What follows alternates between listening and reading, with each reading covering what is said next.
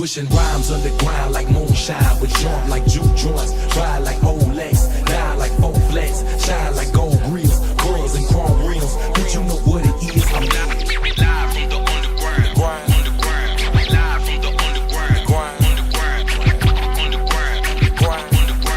Live from the underground railroad. My papa told me get paper. Motherfucker hater. Them J look clean, son, but elevate the gators. I took that shit to heart, plus I dug it like a cradle. I'm giving out game, player or the any takers. While you was quarter sacking, I was quarterbacking. Calling plays every day, liver all Mac. High five, Clyde 9, private jet lagging. Treat the seal like a vinyl record, gotta keep it cracking. Shall I pull up, roll some smoke up, get my spit on. Grab a paper, sit on the track, and get my shit on. Ice cold water with the flow, minus the lemon. I'm cinematic, multi. What label you been on? Old school ride, flicking ashes in the tray. Smoking up the booth, blowing static in they face. Cream, cash rules, everything around me. King, checkerboard nigga gon' cry on me. Rhymes underground like moonshine. With jump like juke joints. Ride like old legs. Die like old flex. Shine like gold grills. Girls and chrome rims. But you know what it is. I'm live from the underground.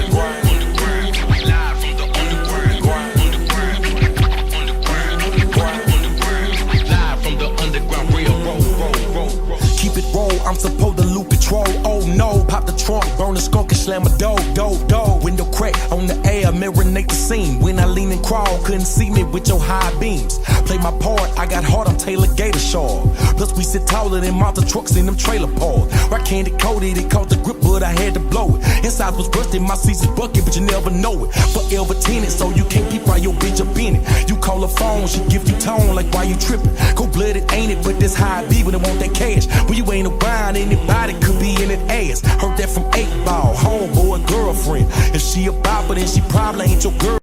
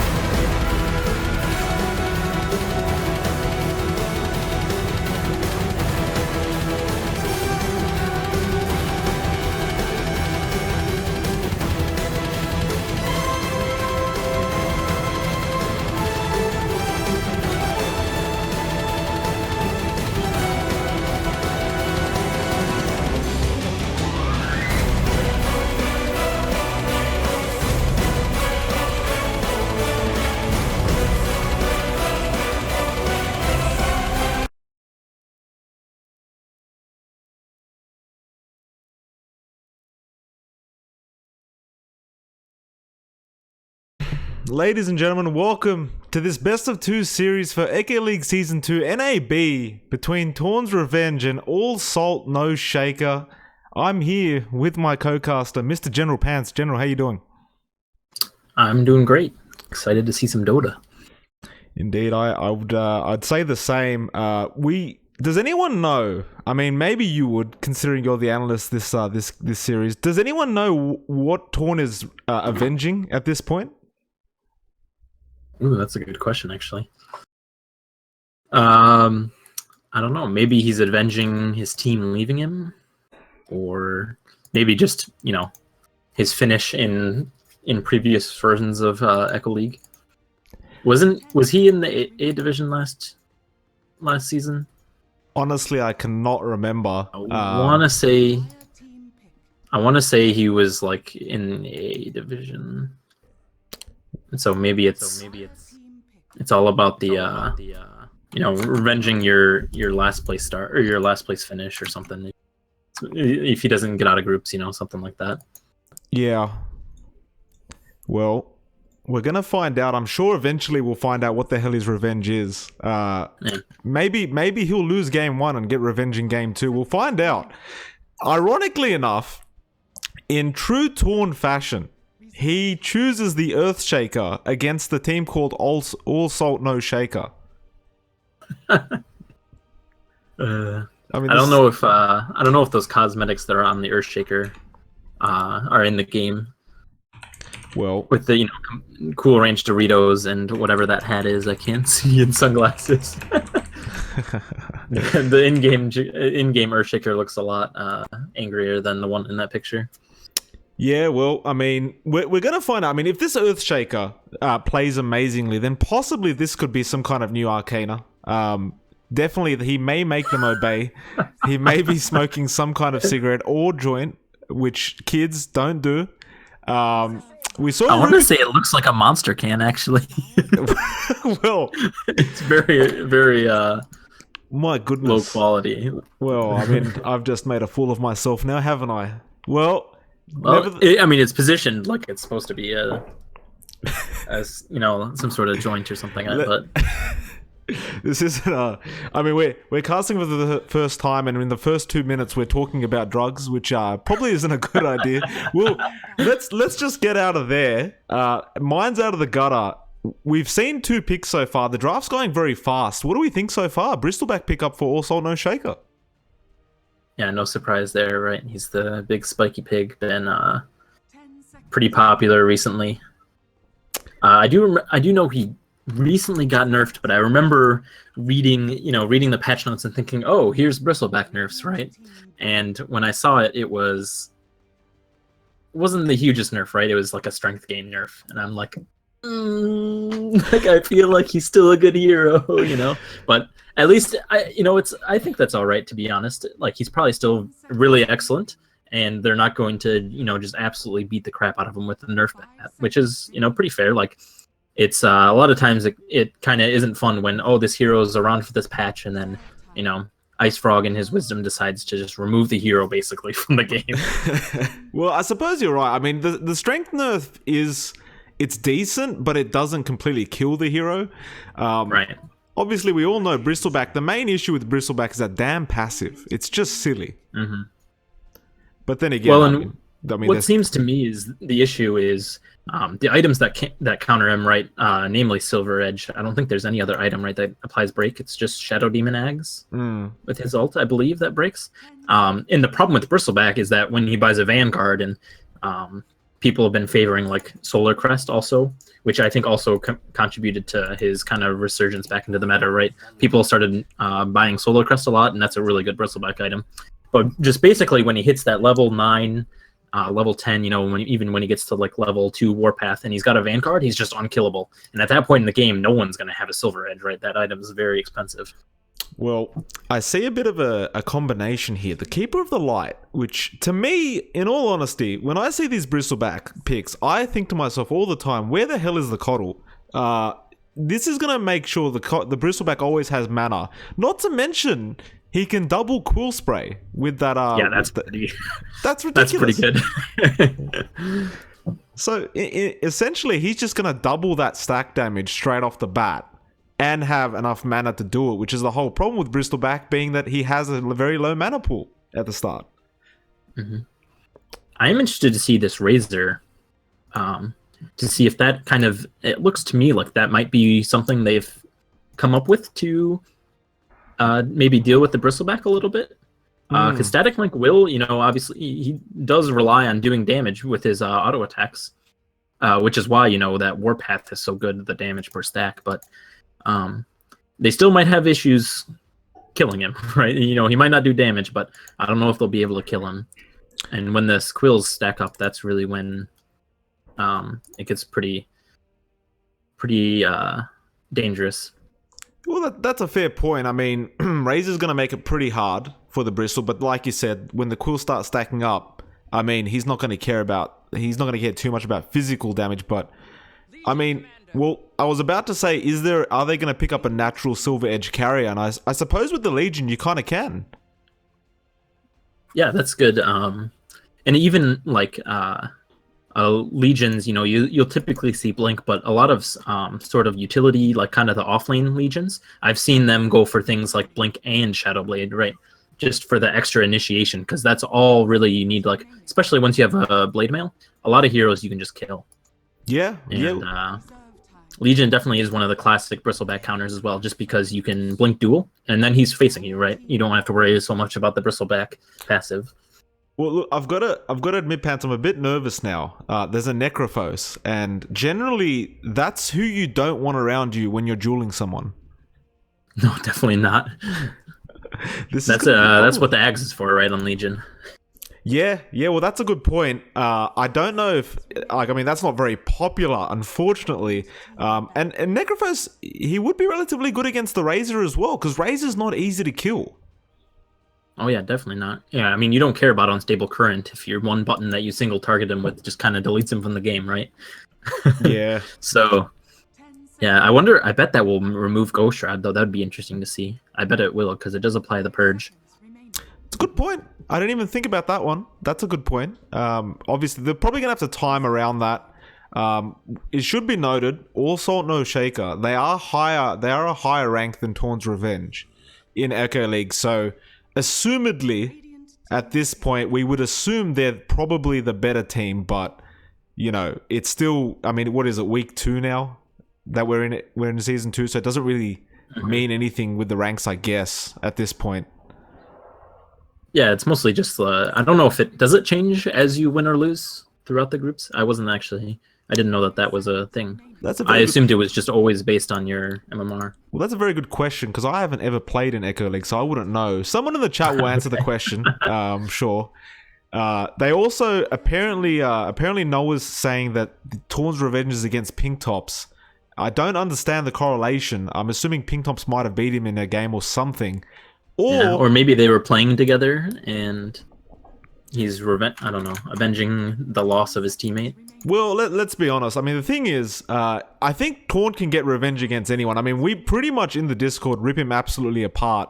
I mean, the poor bloke, he just comes in to try and meme and have a bit of fun, and we just destroy the poor guy. I think he's been muted more times than anyone in the history of Discord. That's quite an impressive feat. And I mean, personally, me not even ever speaking to Torn when we were doing the season 1 panel for the NAA Grand Finals, I completely destroyed him because he claimed he didn't like FYM hot sauce, which I mean, that's ridiculous. Who doesn't like FYM hot sauce? And yeah, I mean, poor Torn. I mean, he's got a lot of revenge to have, I suppose. Oh, hello. Look at that. A Tinker. There's a Tinker, yeah. So what it's looking like is we have a safe lane Razor, an off lane Legion, this mid Tinker, and then I'm assuming is a carry Necrophos in the safe lane for All Salt No Shaker, which will be really interesting to see, because Bristleback is pretty flexible in which lanes you put him, and Necrophos, I have seen him off lane, right, in pubs, but there's a difference between what you can kind of get away with in a pub in the off lane and what in real Dota, right, quote unquote real Dota, you can get away with. Well, absolutely. I can't disagree with you at all there. We're gonna find out soon. I'm intrigued to see what happens. Before we start the game, actually, whose draft do you favor more? 5 seconds remaining. I think Torn's Revenge is a little safer just at the moment.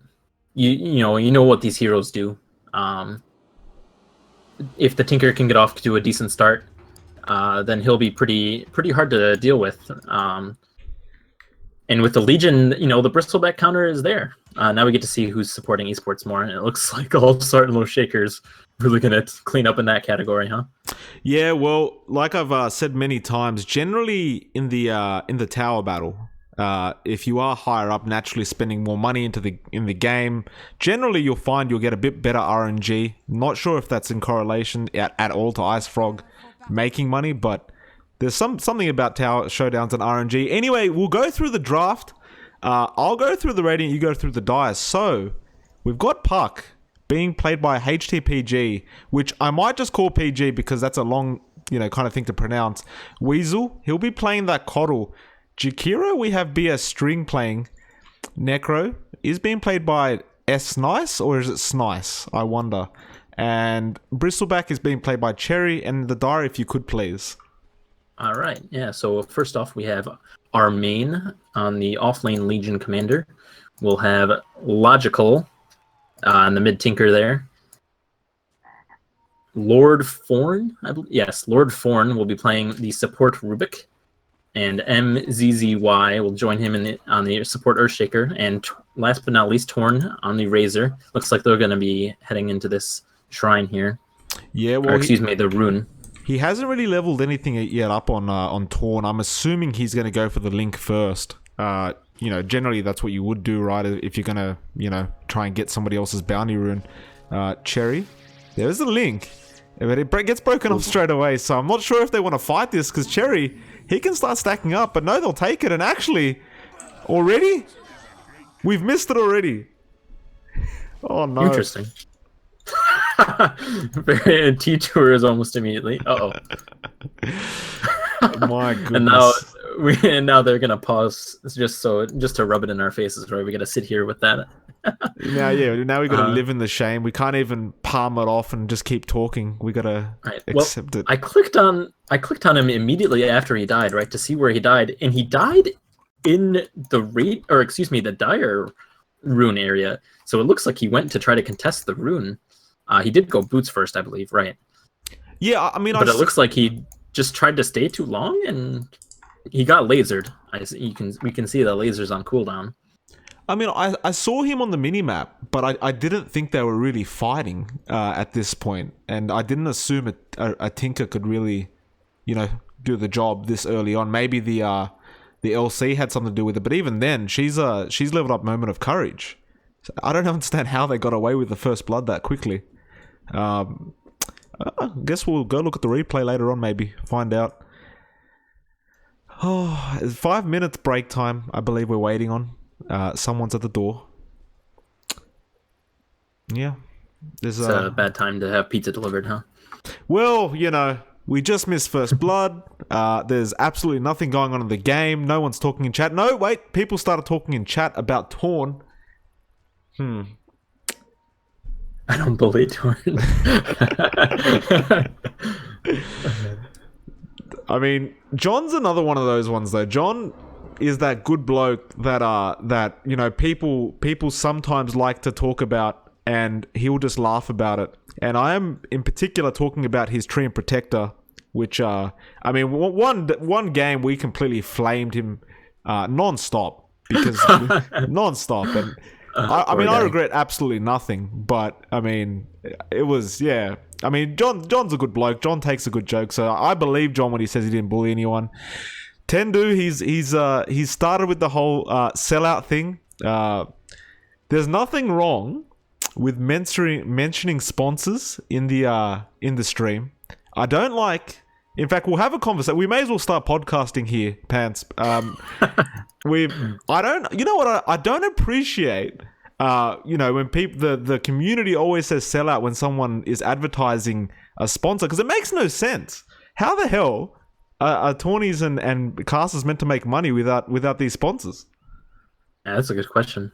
My favorite thing to look at is when I can't remember which summit it was, but right there was one of the summit events where there's a lot of commercials and there's signs in the background, right, with all their sponsors and all this, and people started to flame, right, just like you said, but the BTS did a video parodying Wayne's World. I don't know if you remember that video or not. Yeah, and it was a pretty shot-for-shot parody from the sellout sponsor video from Wayne's World, which I just thought was hilarious. They did a really good job with that. It was actually excellent. I remember watching that, laughing my absolute ass off. It was beautiful. And I should mention, because it sounds like I'm ripping on Tendo here. Tendo, I'm not ripping on you. I'm just purely bringing up this topic because you mentioned it as a joke. I don't get it, and I think BTS did do a good thing by making that video. It was hilarious. It just makes no sense. Nobody wants to watch advertising, but they want to see, $1 million tournaments, right? Apparently.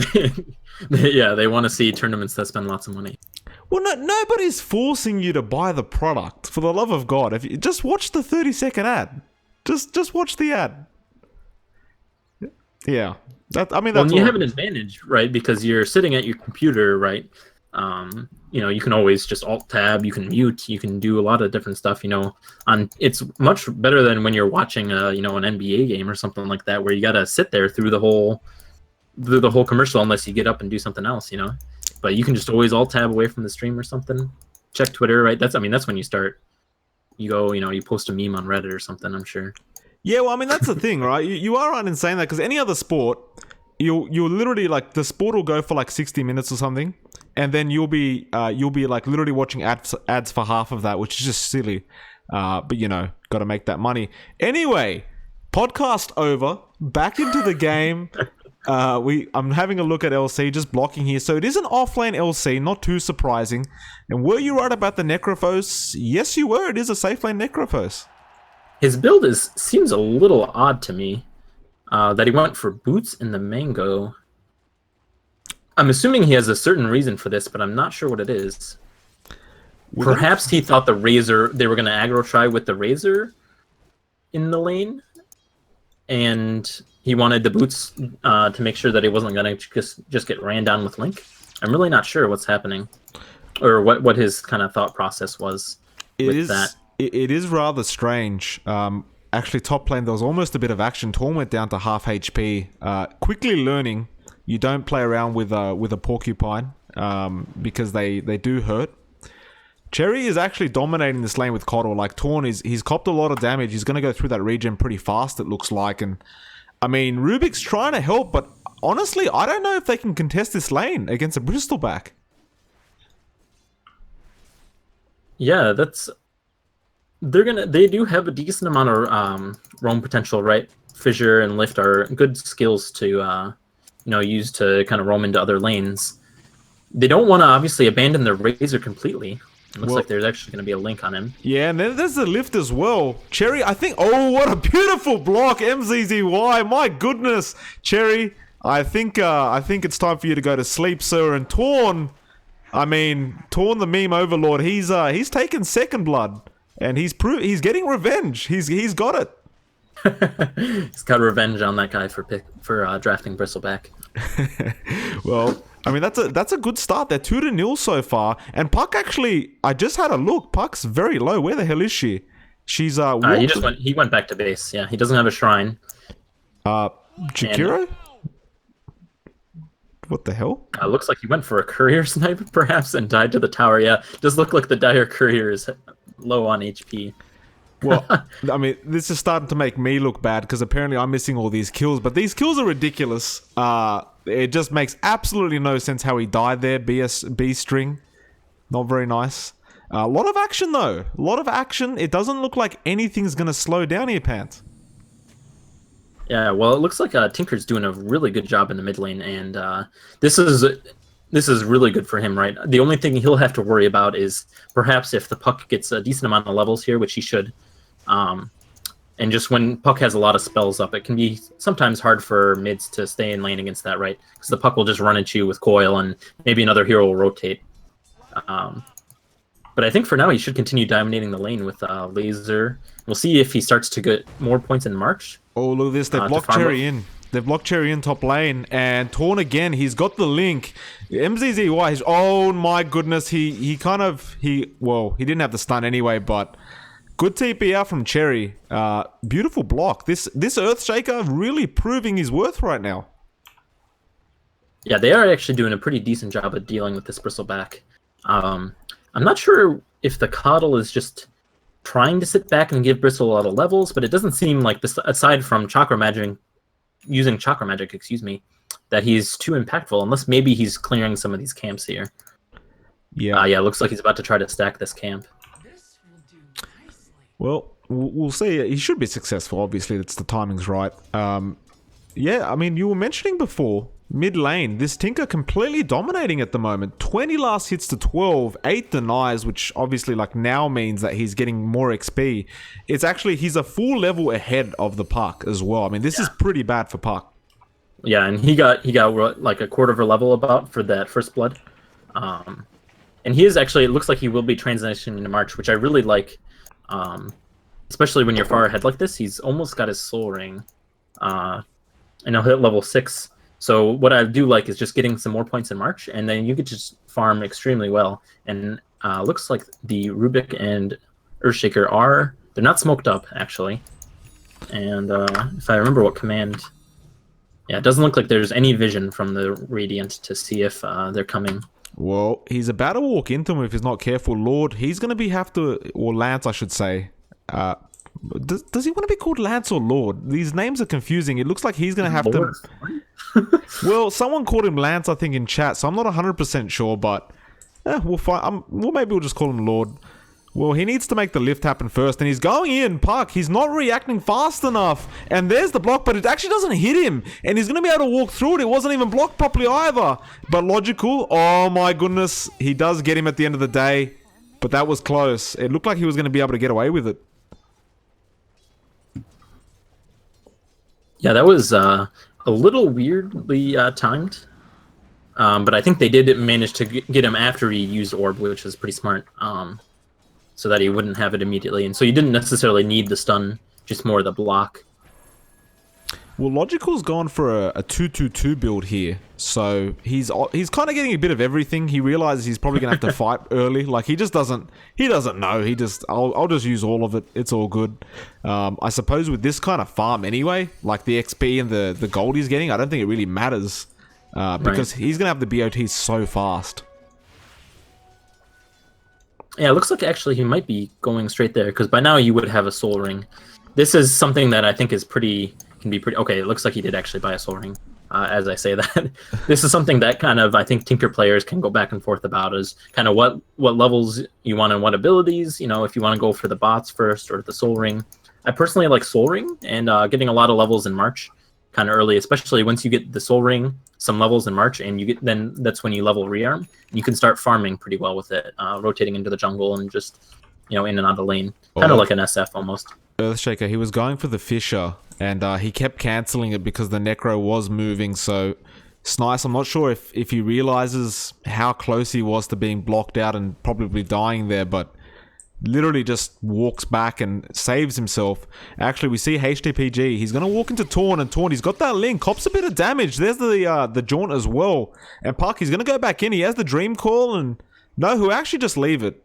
With that, with the damage reduction, I guess, he probably thinks he can't, you know, do enough right-click damage, and he will leave Torn alone. Meanwhile, bot lane, MZZY, he's being a bit aggressive, and Necro, he's been lifted up as well as the Fissure, and there's the Jewel, but the Ghost Shroud was used just beforehand, now the Ice Path as well. Snice, he's going to be able to walk out of this one, and Weasel, he comes in to try and help out. They might turn it around on a Manny, and will they? No, they can't really hold him in place, but, I mean, the Ghost Shroud into the Ice Path, that was just perfectly timed. Yeah, a little greedy from the Legion not to do all of that right away. I think a lot of times you might want some more damage before you start the duel, just so you make sure you get the damage. But yeah, quick fingers on the Necro there. Oh, it was absolutely beautiful play. I literally don't know how he got it that quickly, but like you said, maybe a bit greedy to not just duel immediately. Actually, Economist brought up a good point just then. Do you have the net worth bar at the top of the screen? I don't. I believe it only shows once a team is high enough net worth ahead. So I think when they're 5K net worth ahead, it will show, and then it'll say just like over 5K above. They've been changing it. They've been playing around with it, right? So I don't know exactly what the new one will be, but that's what I've heard. At least I haven't been able to confirm it myself. Well, that's pretty interesting because I don't know. I'm obviously having memory issues here, but I'm pretty sure it's meant to just show up immediately. But maybe you're right. We're gonna find out. That's what it used to be, and I think it just been recently changed. They've changed it a bunch of times because it was the bar. Then they changed it to like some sort of percentage indicator, and that's not showing up now. Now it's something else. So we'll have to see. We will find out. We're just gonna have to wait and see what happens. Razor now torn. He's on top of the net worth. He's farming really well, even though it felt like he had a bit of a difficult lane. I suppose now that he's got that link kind of a bit more up and he's got the plasma field as well, it's not as hard for him to farm anymore, and he's really making it happen. Yeah, well, especially with phase boots, he'll be able to either run the bristle down or run away from him, right? If he's getting ran at. He's gone on Cherry right now, the link. He's not really going to be able to catch up, but he's only really done it to be able to contest his stack, and it is a 3 stack, I believe, a triple stack, so they don't want to give it away to the bristleback. And, I mean, Jakiro is really trying here. B-String, got to be careful. The plasma field almost hits him, and Torn pretty much gets most of it. The big creep, yeah, he'll get that as well. And there's one left, which, I mean, it's not really going to matter too much who gets it. And actually, Rubik just decides he'll steal it. Actually, logical. Coming in hot, top lane. He's invis as well. He had the haste, and Cherry could be in big trouble here. The plasma field, logical with the box. My goodness, now the lift. And the ice pass still there as well, but B-String, he's going to be in big trouble here. There seems to be some lag. Never mind, it's gone. And yeah, Lord, the jewel as well. And Jakiro, he's going nowhere. And oh, they don't get away with the 10 damage, the 10 bonus damage, but regardless, still 6-1 now. Yeah, well, there we see, right, he does use it right away. I thought maybe he had some sort of, a little bit of lag time, but I think the Jakiro was about to cast Ice Path. I'm not sure if it was still on cooldown. Oh, no, it had to have been cooldown. Yeah, so maybe I think he could have hesitated there just long enough to press the attack, but either way, he secures the kill there, which is better than, not the kill at all, right, as we saw the first time he tried. Indeed, and I'd like to point something out to you. Look at the top right next to the Legion. It's showing some weird net worth thing now. Yeah, so it looks like Torn's Revenge is now more than 5K at least net worth ahead, which is not very much info. I don't know. Do you know if those the net worth graph is still they used to be able to pull up the kind of by minute net worth advantage graph. Same with experience. Yeah, no, we can still pull those up. I don't know if that up. button is okay. I don't know if has that changed somewhere or not really, but actually mid lane we've got to hold on there. Tinker, he's been coiled up and there's a bit of help coming in, but logical, he's man fighting and HTPG has to back off. Now they might turn this around. The rockets come out. Unfortunately, it doesn't go towards Puck for the logical sake. He throws out one more and really nothing else coming out. They fail to kill a Tinker with 3 heroes and the Dream Call committed. Yeah, that was quite a heavy commitment. I don't think we have seen actually Coil used for a kill yet. That's the first time I've noticed it. Oh, Weasel. He's got to be careful here. That Coddle mid lane. He's backed off now, but Patience coming out from MZZY. And they're going to stick around. Amani's there as well. They're going to go for the T1, it looks like. But they're really just waiting, and here comes HTPG again. He's going to find MZZY and deal a bit of damage. Not really going to matter too much, though. Torn, he comes in as well. And nobody really wants to pull the trigger yet. They'll just all back off. It looks like they're a bit scared, and actually, Cherry was chasing Earthshaker, but not going to commit. Yeah, just your kind of standard posturing around the mid lane. Always a big objective for teams. Something that does actually strike my fancy here is that the Necro is rushing mech, which I was interested to see what kind of items he's going to go for. Sometimes you see an early Dagon. Looks like the Legion actually is going to try to find a duel. Yeah, and Snice, he uses the Ghost Shroud, but it's a bit too early. The Fissure was decent, and they're trying to help out. Actually, Rubik, he stole the Illusionary Orb as well. Snice, he's giving away 10 damage here. He can't really get away with it, but apparently as well, Amane, I believe it's pronounced now, Amane?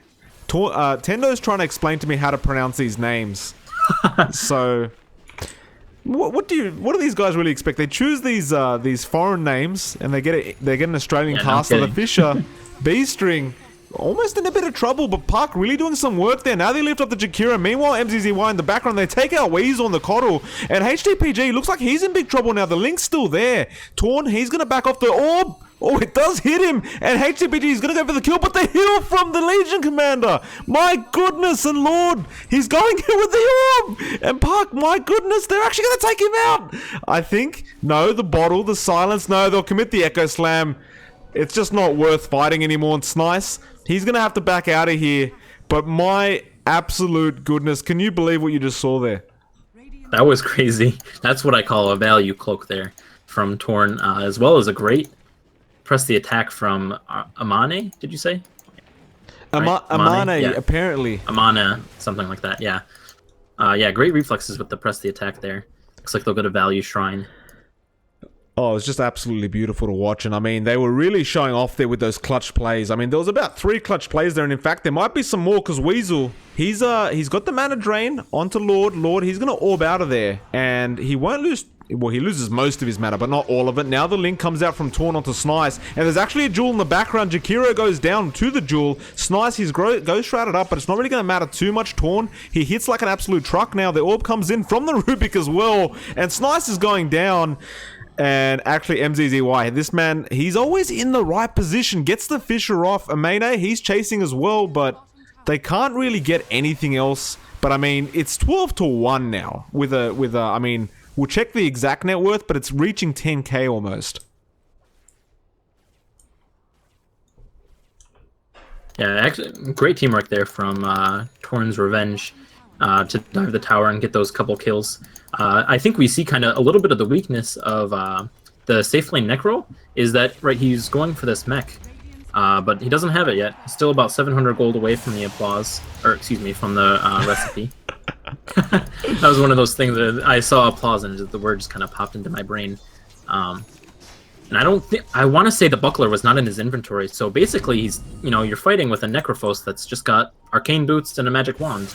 Yeah, and they've just found B-String. He tries to TP out, but he gets lifted straight away. And there's the jewel again, straight off cooldown and straight back onto it. And that's how you want to play Legion. Now Torn, he's not going to back off here. HTPG thinking he can bully Torn, but nobody bullies Torn in Dota. And oh, a beautiful phase shift. My goodness, Cherry, he's going to keep chasing. He's got the goo now. Can they get the kill? The mana drain is there as well. He could really try and man fight this if he wants, but he opts to just TP out of there. And I suppose that's how you do it.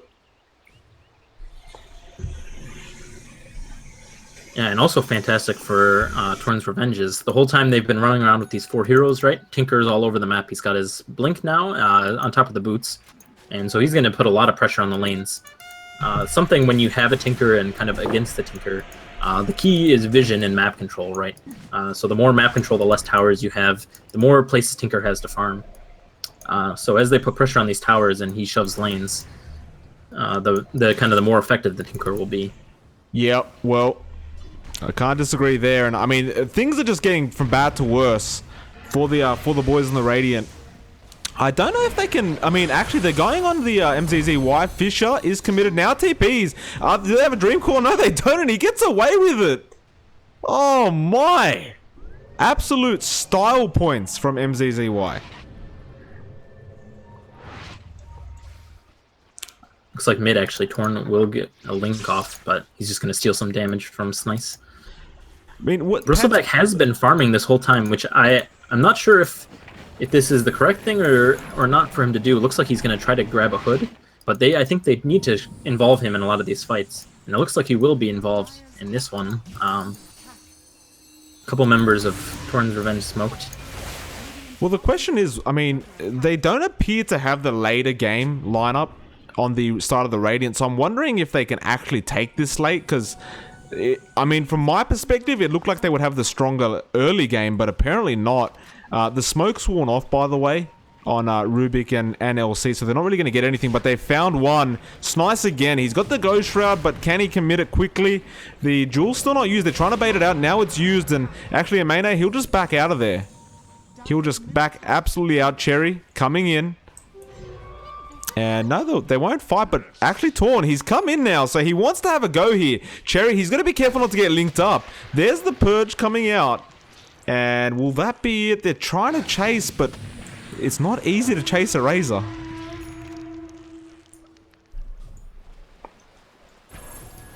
Yeah, they don't have a ton of slows unless they really land a nice path right or get a coil down onto him.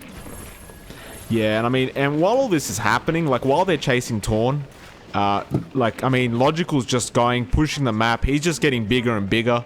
So it's only going to get 20 times harder to kill him later on. And I actually found Puck as well. HDPG. I don't know if he can back out here. B-String. He's there to try and help out. The Link is there as well. And looks like Rubik might lose his life. He will. Torn. Can he get out of there? There's actually a duel in the back lines. And they actually get Weasel. Now they're going to go onto the Bristleback. Torn. He's coming back in. HDPG. Got to be careful here. Cherry's chasing Amene now. And Amene will actually just back out with a TP. HDPG. He actually got a double kill. And MZZY went down. They did commit the Necro ulti. Torn, he's still being chased up. The goo. Can they get the kill? No, the Link's there, and I think Bristol, he realizes he can't really do anything while that Link's going. Logical came in, chucked out some rockets, and unfortunately couldn't catch up to deal anything more. Yeah. Well, also, I think unfortunately for Torn's Revenge, the Tinker was just going back to base to start his mana regen. So he wasn't able to immediately join that fight, or maybe somewhere in all the confusion, Creep died and his teleport got cancelled. Yeah. I think one of the big problems is Cherry now is on the Bristleback a little bit too farmed with Hood and a Vanguard. It's hard for them to kill him unless they really get a good link off and can focus him maybe with a duel or something. And we saw a duel being used there to pick off the Keeper of the Light. Yeah. Well, I mean, they're just playing the draft so well though, Pants. I mean, they're just really not failing at anything. The execution is always perfect. The clutch plays are coming out. I mean, MZZY, he's got a minus as well, so he's going to be getting a lot of items pretty soon. He's actually opting not to go for a blink, but rather a 4-staff, so being a very good support indeed. And we see a pause come out, and Weasel, the man's disconnected, unfortunately. And he's actually super low level. I didn't notice that. He's only level 6 here. Even like his Bristlebacks double the level, which surprises me because I noticed that Weasel had committed some time to stacking camps. But then when Cherry was doing them, he hasn't been at least sapping some XP, which they should do. And it looks like also there's a Tome of Knowledge, if I'm reading the shop correctly. I'm not sure if it updates based on which team I have selected. Well, that's I don't know if I don't know if I can see if that's in stock or not. Well, that's another thing we probably need to confirm. I definitely don't know. I would assume it does, but the thing is, when you're viewing when you're spectating a game, it you know, things are just weird. So right, we won't know until the series is over, I'm sure. By the way, I'd like to point out, for anyone giving any tips regarding the stream, thank you very much. It is a new computer that I have. Literally got it like a few days ago, so nothing's set up properly, and I haven't had time because of work. So forgive me if production is terrible and I'm fixing things on the fly. It looks like MZZY actually, and that did rhyme, wasn't purposeful. Getting away, and Lord comes in, and I have confirmed it's Lord, by the way. It's not Lance. Lance is apparently some kind of sponsor. Oh, okay. Lance was left. That must have been maybe someone else. Maybe one of the teammates he has to avenge. Let's talk about how are the Radiant going to come back? Can they come back in this game? Like, is there a late game advantage they have? Something like that? Is there anything they can do? Yeah, well, it looks like, at least for now, Cherry's become the large pig that he's meant to be. something they do have just kind of an advantage is that this Puck the actually dual mid lane is being dueled. Yeah, and the Ice Path, the Macro Pie comes out as well, but now it's going to be a full team fight. The Echo Slam, my goodness. He takes out Weasel as well, and B-String, he just walk out of there. Don't worry about what happened back there. Just get the hell out, Torn. He's chasing. The man's an absolute monster right now. Cherry, even he doesn't want a bar of it. He'll back off as well. And my goodness, does this Earthshaker... You know what he did? He doesn't... I thought he had 4-star for a second, but in reality... He waited for that Coddle spell, the Blinding Light, and when it pushed him into the opposing team, then he Echo Slammed on the spot. And now the Orb from Snice, and Lord, he picks him up. I mean, this man, Illusionary Orb, he's playing it so well. They get another kill, mega kill for Logical, and Cherry, he's going to be next. There's no duel, but it's up in 2 seconds. He's going to be able to get it off, I'm sure. The Blade Mail was used, now the duel's there. The Blade Mail a bit early. Logical will take him out, actually, MZZY. What a coil from Puck! My goodness, the TP's out straight away, though! Tinker will get out of there, Earthshaker will get out, and the rest will get out as well. They only lost their LC. Oh man, super unfortunate there. That was a great coil. What is this game? What is this game? It feels like we're casting the grand finals of some $1 million tournament right now. These boys, I mean, the clutch plays they're bringing out. It looks like that actually wasn't as bad for the Radiant as you might think. They did lose the tower there, but they did get some, I think, a decent amount of XP and gold from that fight. With just the Bristleback, and who else went down? The Necrophos, I believe. But their Coddle did get some much needed experience. Still only level 7, about to hit 8 here, I would think. So the point I was trying to make is also one of the heroes that they can really use to help try to lock down the Tinker is the Puck, right? If they find him, sometimes it's like you found this Tinker, but you know he's just a madman blinking away, refreshing, blinking away. But Puck, sometimes you can get on top of the Tinker and stop him. So from the standpoint of like trying to find this Tinker and get pickoffs on him, they do have some of the tools they need. MZZY, just having a look at this man. They're literally walking through the opponent. He has no fear, man. Yeah, they're walking through the opponent's jungle. Actually, there might be a bit of fear now, because Salt, they've decided they're not happy about this. The Ice Path that comes out, they find the Rubik and Lord Illusionary Orb, but it doesn't matter. Snice, he commits the ulti. He's had enough of this damn Rubik, and now that the Rubik's not there, they're going to have another team fight here. MZZY, nice little Fisher there, and HTPG comes in. Another stun from MZZY, but they commit the call on just one, but probably worth it at this point. They'll get another kill, and this could actually be pretty massive for the side of the Radiant. They get 2 big kills there. Yeah, just on the supports, but I mean, that's 800 gold for them. And 900, almost 1,000 gold difference just from those 2 picks. And this is where they can get, right, they can use their Puck spells, they can use the Reaper Scythe to get quick kills. So if Torn's Revenge doesn't stick as together as they should, we could see some pickoffs here. Looks like Amane will TP out. Good guess from the Jakiro there. Yeah, it was a decent guess. He, I mean, LC, he's playing very well. Amane, he's Amane, we'll say Amane, he's blinks up on the high ground, gets the hell out of there, and Torn's Revenge, their TP game is incredible. Like, they just know when to TP. They have no doubt in their mind when they have to press that TP button and get the hell out of there. Mane now. He has a Blink and a Blade Mail, so, I mean, this is pretty much set for the LC, but he's going for that Silver's Edge we talked about next, so that utility, right. He just wants to really just be able to break that damn passive that Bristleback has, and then he becomes nothing. He's just a garbage hero without that passive. All right, and it also gives him more freedom to duel.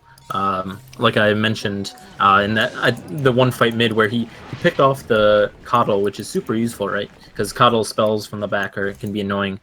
So he uses duel to pick off the Coddle, but then they don't really have an answer for the Bristleback after that. Oh, looks like actually big smoke from the Radiant. Yeah, they're going in mid. Torn, he's the big target. He links up. Did he? No, he didn't. I think he's going down here. The ulti was committed. Torn, he's actually going to walk off. No, he won't. Logical's here though. Look at him punish them. They're going to probably lose at least 1 life here. The rockets come out as well. No, the mech was there. Oh, the bouncing laser. He'll get the Jakiro. And, I mean... Oh, wait a minute. Amane, he comes in. Snice, he's going to be the next target. The Jewel, they're going to get him as well. So, it's a 5-man smoke. They kill Torn off. and then they lose 3 of their heroes. How does that make it? Where's the math here? What's going on? The Russian ones. I mean, yeah, that's space created from the Razor, right? He's pretty tanky with Dragon Lance, Hood, Point Booster, so they had to commit a lot to kill him. And I believe that was an Ags from the Tinker. Yeah, Ags. So 4 rockets, linked lasers flying out. So he did a lot of damage. It was, I mean... So it was just the items there from, from the Tinker and the LC, catching up in the back line. I'm gonna ask, because I can see Logical going for a Bloodstone. Is this really that worth it on a Tinker? Yeah, oh yeah, Bloodstone's great. A lot of what you need is just a mana pool, right? What's the name of the item? Octarine Core, right? Is the other kind of big mana item that you need. But especially in a game like this where you're snowballing, I don't think the guy has died. Yeah, he's 6-0 and 6 actually. So yeah, Bloodstone's a great way to just keep on snowballing. You've already got your Soul Ring, Oh, look at this LC. He duels this poor Weasel, and he goes down. Meanwhile, top lane, Torn, he gets a kill on BS string, or B string, I should say.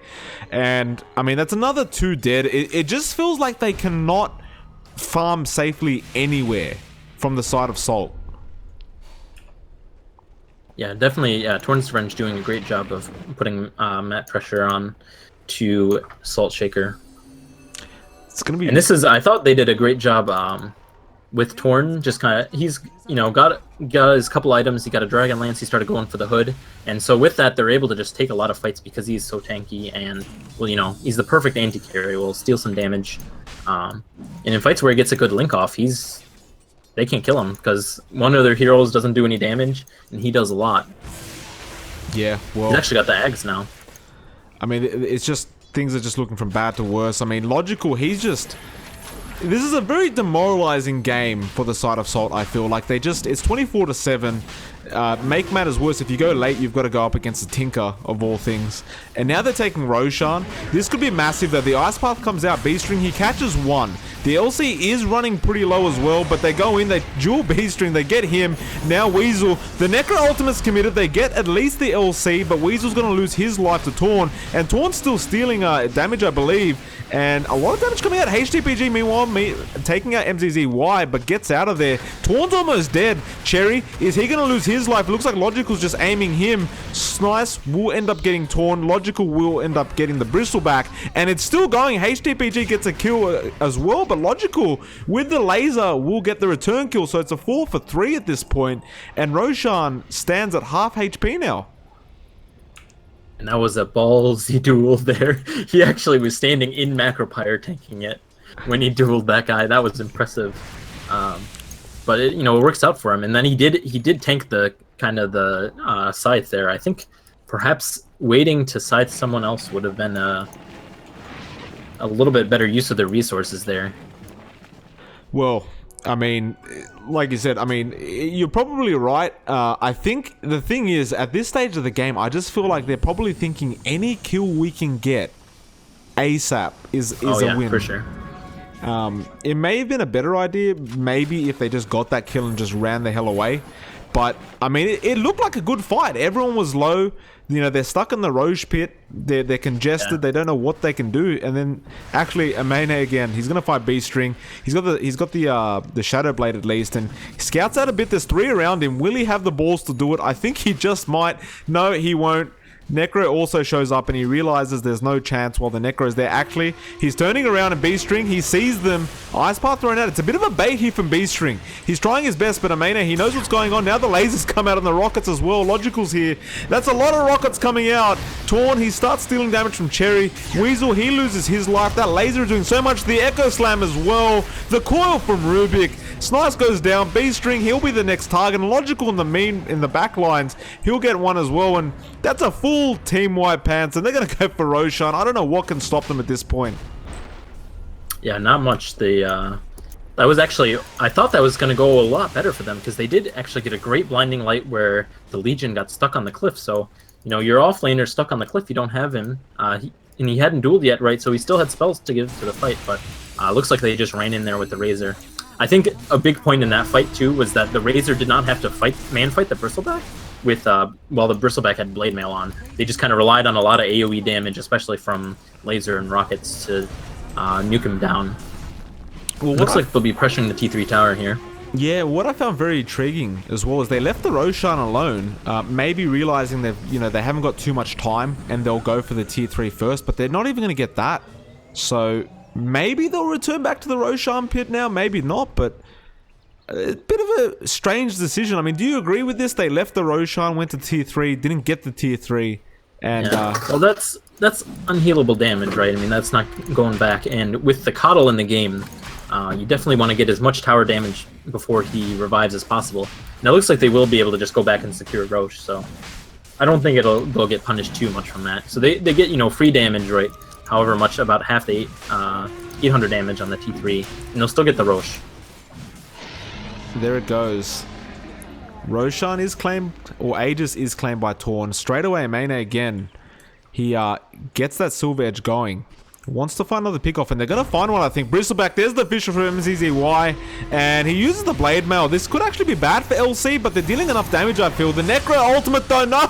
Ooh. Cherry wins the duel. Necro says, I don't think so. And actually, Rubik! Oh, no, it doesn't matter. He didn't get the kill, but what a steal. I mean, Lord's been on point now. The Coil, Torn, he's in big trouble here, but he has the Aegis. He also has an Aghanim Scepter, apparently. Torn, he's losing all his mana. And will he lose his life? The Fisher was perfectly placed, but it doesn't matter apparently. He wants to fight. And Park, he gets lifted up. The bouncing laser as well. HTPG, I don't know if he can escape this. He will end up doing it. Logical, what a blink. My goodness. He'll get a triple kill with the rockets. Oh my, that is just... I mean, it doesn't get much more disgusting than that, does it, Pants? No. That was a great steal from the Rubik there, but unfortunately, I think Cherry was facing away from him. It still did a decent amount of damage, but that nasty Bristleback passive, that'll get you. So we've established that you don't let Logical play Tinker. Apparently, I mean, that was just how are they so good? This is NAB. Like, it really feels like these guys should be above NAA. Like, we have to make a new decision, a new division, I should say, the Torn division. And just put them in there and just claim, they can just claim first place. This is ridiculous. The timing, the blinks, I mean, everything's perfect. They've lost one tier 1, Pants. One tier 1 at 34 minutes in. Yeah, that's the power of the Tinker, man. Pushing everywhere. He's able to push everywhere with bots, and this is, what I've kind of tried to refer to with, map control, and the Tinker is just so good. So now, the Radiant feel pressured on where they can farm. They don't really have any there's no dead space on the map for them to farm, basically, right? Because the Tinker's always had the lane pushed out, and they're always going to run into these T1 towers if they try to make any moves on the map. Oh, they smoked again here, Pants, and they're going in. HTPG, could he be the target? No, they wanted to go for the Cherry, but no, they'll get the duel. They'll finish him off. Even the Necro ultimate from the Rubik, my goodness. And now they're going to get Cherry as well. He uses the Blade Mail. Does deal a bit of damage, but doesn't matter too much. Now Slice, actually, there's the Necro ulti from actually Necro. And Mane ends up going down, and... I mean, they've taken 2 so far. Now the Fisher, perfectly placed, and the laser. The coordination from this team. My goodness, 4 down. Jakiro is the only survivor left. And I have a strange and funny feeling that he's not really going to be able to defend the tier 3 on his own. Yeah, no, he has to be very careful. I don't think... Oh, the Rubik does have blink, and there's no duel because the Legion's dead, but yeah, pretty much any sort of blink from the Rubik or a fissure that catches him out will be pretty costly to his to him. Well, Jakiro, B-String, he does what he can, and look at this, he gets lifted straight away, Lord, and there's the Fisher. I mean, what do you do against this? You just wanted to put a Macropire down to try and delay the tower, and they lift you up, throw you back down, and then suddenly there's a bunch of rocks hitting you. Cherry, that's not the right way. Don't just walk back, sir. No, he's gonna... Actually, he knows MZZY is there, apparently. And there's the dust. I actually know somehow. The mana leak as well, but Logical's just on point. Rubik, he has the Necro ultimate still. He'll take him down as well. There's still 4 down. Coddle, yeah, they call the GG. I think they've had enough, and quite frankly, I mean, I would have had enough about 20 minutes ago if I was playing this game. My goodness, what a performance from the Torn's Revenge boys. Yeah, that was an excellent job from them to just kind of abuse the fact that they had their lanes went a little bit better for them, and the Bristleback was not as kind of as tanky and item filled as he wanted to be. So he's spending a lot of time in the jungle farming stacks, while Torrent's Revenge is gaining map control towers and taking team fights. Yeah, well, we're gonna go into game 2 soon. I mean, if it's anything like game 1, I'm very excited. Apparently, by the way, Pants, Logical only plays Tinker, apparently, so we've picked up that if they just ban the Tinker, they'll have no issues game 2. We'll find out soon. I'm gonna put some music on, and yeah, you guys enjoy. We're back in about 5 or so minutes, so just hold on, and yeah, we'll be back.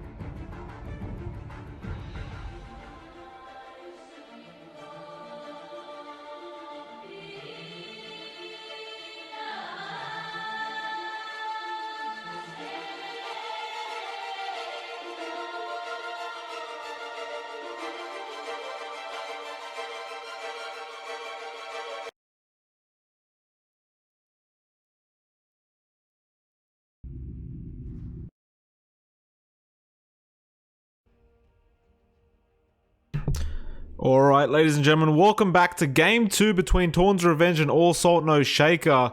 It is Mike LaPhoenix, and joining me again is General Pants. General, after that Game 1, how are you feeling? Always the Tinker Show, man.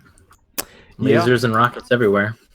Well, I've started a gambling ring. I'm taking bets right now whether Tinker's going to get banned. You've got about 5 seconds to tell me whether you do think so. The odds aren't paying very well if he does get banned, I'll tell you that. Well, I don't think he'll get first or second banned, but in that third or fourth ban slot, there might be a Tinker ban. Well, we'll find out. Wisp was banned first. Are they going to do it? I mean, according to chat, they've repeatedly mentioned that Tinker is the only hero that Logical plays well. And I don't know if they're trolling me or not. There is no Tinker ban, so apparently I'm paying some people out here. I don't know. I don't know if they should. I mean, I know you were saying they're probably going to choose a Tinker later, like a bit of a surprise pick, but I don't know. That Tinker was scary. I don't know if you should leave it. Yeah, well, Tinker is one of those heroes that can get kind of countered quite easily. You don't want to just first pick it. So I don't think Torn's Revenge will pick it here after the Axe. Because there's still, you can really pick stuff to run at him in lane when he's still a little bit weaker. A lot of heroes like Storm Spirit that can get vision into the trees and kind of, chase him down, counter him a decent amount.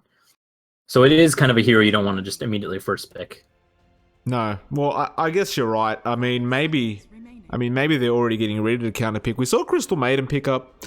Obviously, there was that nerf to the Frostbite, which, in my opinion, is pretty big as of a nerf because it makes her a lot less useful early game, and she can't really jungle as well early either. So, decent nerf, I guess. But like you said before about Bristle, it doesn't really mean she's out of the game at all. Like, you can still pick her up in the meta, and she'll still be fine. Yeah, I think you might see just some people getting a little bit greedier with it and just, buying clarities and, sitting in the woods.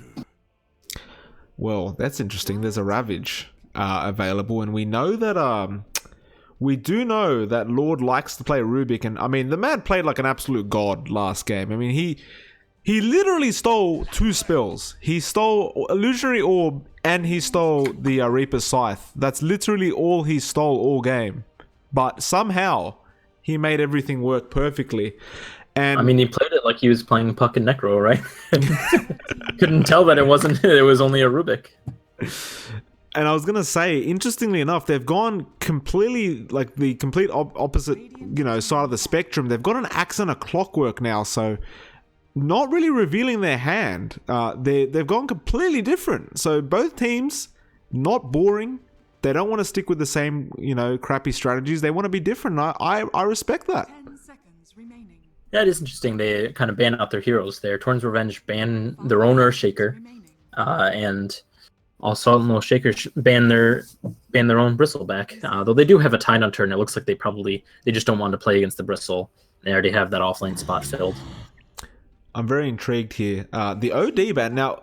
I'm a bit shocked about this OD ban. Isn't OD pretty good against like Axe and Clockwork? Yeah, but it must be they don't want Logical to have it. They do leave his Tinker in the pool, so we'll see what's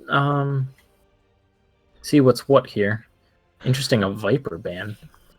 There's got to be some kind of secret strategy they bring out here. I mean, that yells TA to me. That's the classic TA lane counter. But it also is. It's not terrible against Tinker. Laser kind of has issues with Laser, but once that's off, you still get to run at the Tinker.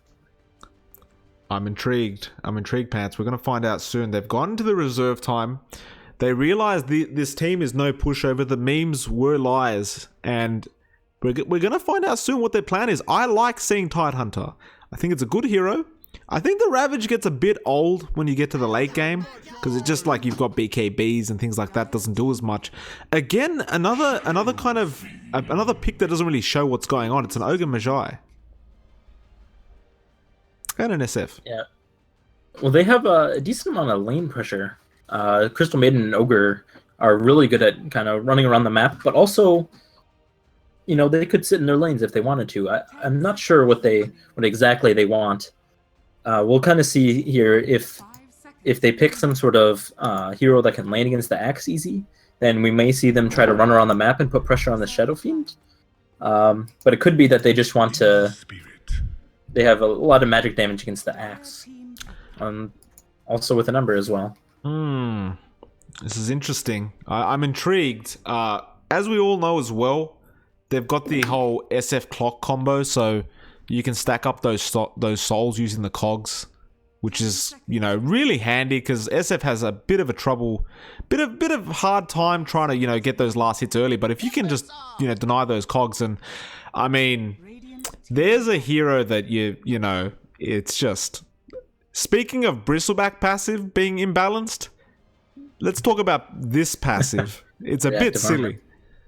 Well, there's a lot of magic damage. There's no one is going to be really right clicking the Timbersaw for much. You know, they're much rather going to try to run him down with Ogre Suns and Frostbites, and so they do have a decent amount of just kind of lockdown right for the Timber. He can't go super crazy. My question though is, where is this Timbersaw? Is this a safe lane Timbersaw perhaps?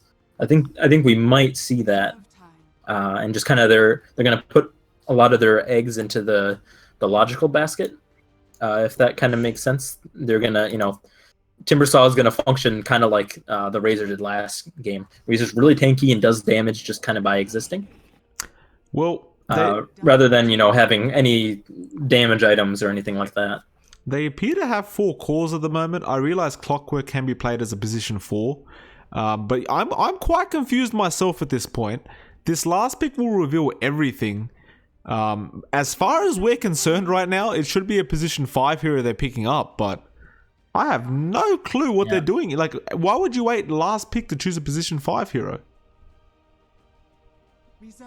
Well, there are a lot of supports that you can pull out to counter, you know, cores, but I think it's more they knew they wanted the SF, they knew they wanted the Timber Silencer. Oh, that's disgusting. So Silence is probably like one of my personally most hated heroes. It's just a disgusting hero, and I guess it works. I mean, like you talked about how they have a heap of magic damage, and that Silence is gonna really like stop that. And Anti-Mage is picked up now. I mean, this is very interesting. I don't know what the hell is going on here. Well, now I'm even more confused seeing the players select their heroes. Maybe it could be that they're swapping roles around. Looks like all Start Mo Shaker is kind of staying with what they normally go for.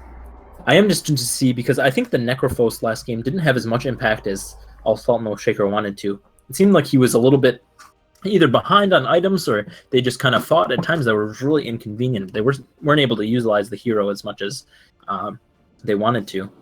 Yeah. But, you know, Anti-Mage, as long as he gets some farm, he'll be a pretty unstoppable force in this game.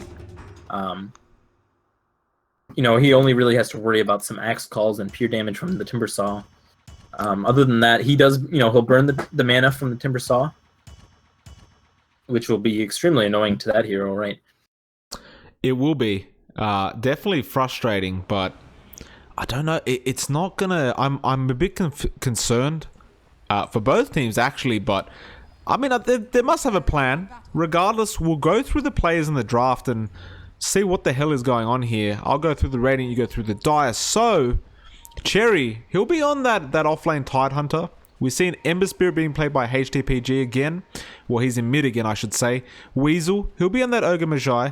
We see B-String as well. He's on the Crystal Maiden this time around. And finally, we have Mr. Snice on the Anti-Mage and the Dire, if you could please. On the side of Torrens Revenge, we'll have Logical. He'll be on the Timbersaw. Looks like he'll be headed to the safe lane. We have Lord Thorn playing Axe, probably in the off lane. And then pinging each other in base, we have Thorn on the SF, MZZY on the support Clockwork, and also Amane on the support Silencer. Shout out to the Twin Masters. That was, by the way, that was like that. There's meant to be no all chat, but this is a bit of a psychological thing. they're trying to get the attention off the fact that they've just smoked up, and unfortunately HTPG just showed himself. Lord, he's gonna get the hell out of there, and smoke wasted. Bounty rune probably acquired at this point. Is he gonna run for their bounty rune? Oh, he should totally run for their bounty rune as well. Well, he probably should have, but Lord probably doesn't want to give up the first blood quite yet, so he'll leave it for the time being. And yeah, no, this is why they don't like all chatters. Personally, I love it, so you know they probably shouldn't have done that. But regardless, we'll let it be. Well, so super unfortunate thing from the Dire here. It does look like Torn eventually gets his 4 souls, but they did waste a lot of time because the problem with this combo is you need 3 heroes. Looks like Torn will be, some pressure will be had on him as Weasel throws an Ignite, but you need 3 heroes because if the Clockwork right-clicks the cogs, it just instantly is denied, right? Oh, actually, bot lane. Bot lane B-string. He's copping so much damage. MZZY with the blocks this whole time! And Amene gets the kill and some intelligence. My goodness, I mean, the block game from this Clockwork. He's just always blocking people. It's kind of ridiculous. Mid lane, like you said, they're trying to do a bit of harass to Torn, but he doesn't really care, to be honest. He'll be absolutely fine with that. Just trade with Weasel. Yeah. Oh, he actually does have the long race here. One more auto in the long race, he'll probably get the kill. Oh, either that it was a cancel auto attack or he maybe missed uphill, I'm not sure. Well, I think he did miss uphill. We do see MZZY, he comes in. He is playing that position for Clockwork, the roaming style. But, I mean, he's really going to only be there to just harass Weasel a bit to try and get the attention off Torn. And Torn, he'll be fine. Once he gets those souls up even more, I mean, it's just going to be so hard to contest the lane. Yeah, he's doing very well in CS. His only problem was that he used all of his raises, right, to try to get that kill on the Ogre and didn't get a lot for it. So he did, like, the Ember caught a little bit in CS, and Torn wasted all his mana basically for nothing. But it looks like he'll still kind of remain in the lead. Actually, they're pretty even right now. And this is definitely an SF favored matchup, excuse me. You just have to play careful, and the Ember can definitely outplay you, but in the early levels, Raze will clear your Flame Guard, and once you start doing damage, you just kind of click on the Ember, and the Ember Spirit has a lot of issues. You don't need to raise him if you're just clicking him for a lot of damage. Well, interestingly enough, they did a complete lane swap on the Dire end, and we haven't really mentioned this yet, but Snice is in the off lane as an anti-mage, which I found rather concerning, considering it's your carry in the offlane. It doesn't really look like he's able to get much farm there. Well, they wanted to dodge the axe, but it looks like they won't be able to, as Torn's Revenge does. A lane swap right back. Well, they will have all 3 supports up here now. Yeah, and they're going for it. Lord, he's been slowed up. There's the call. B-String's there with the Frostbite as well. She'll get it off. They'll get a good little kill on Lord now, but Amene is there. He was trying to get a return kill and some more intelligence. Won't get away with it, but, I mean, at the end of the day, good little trade from the side of Salt.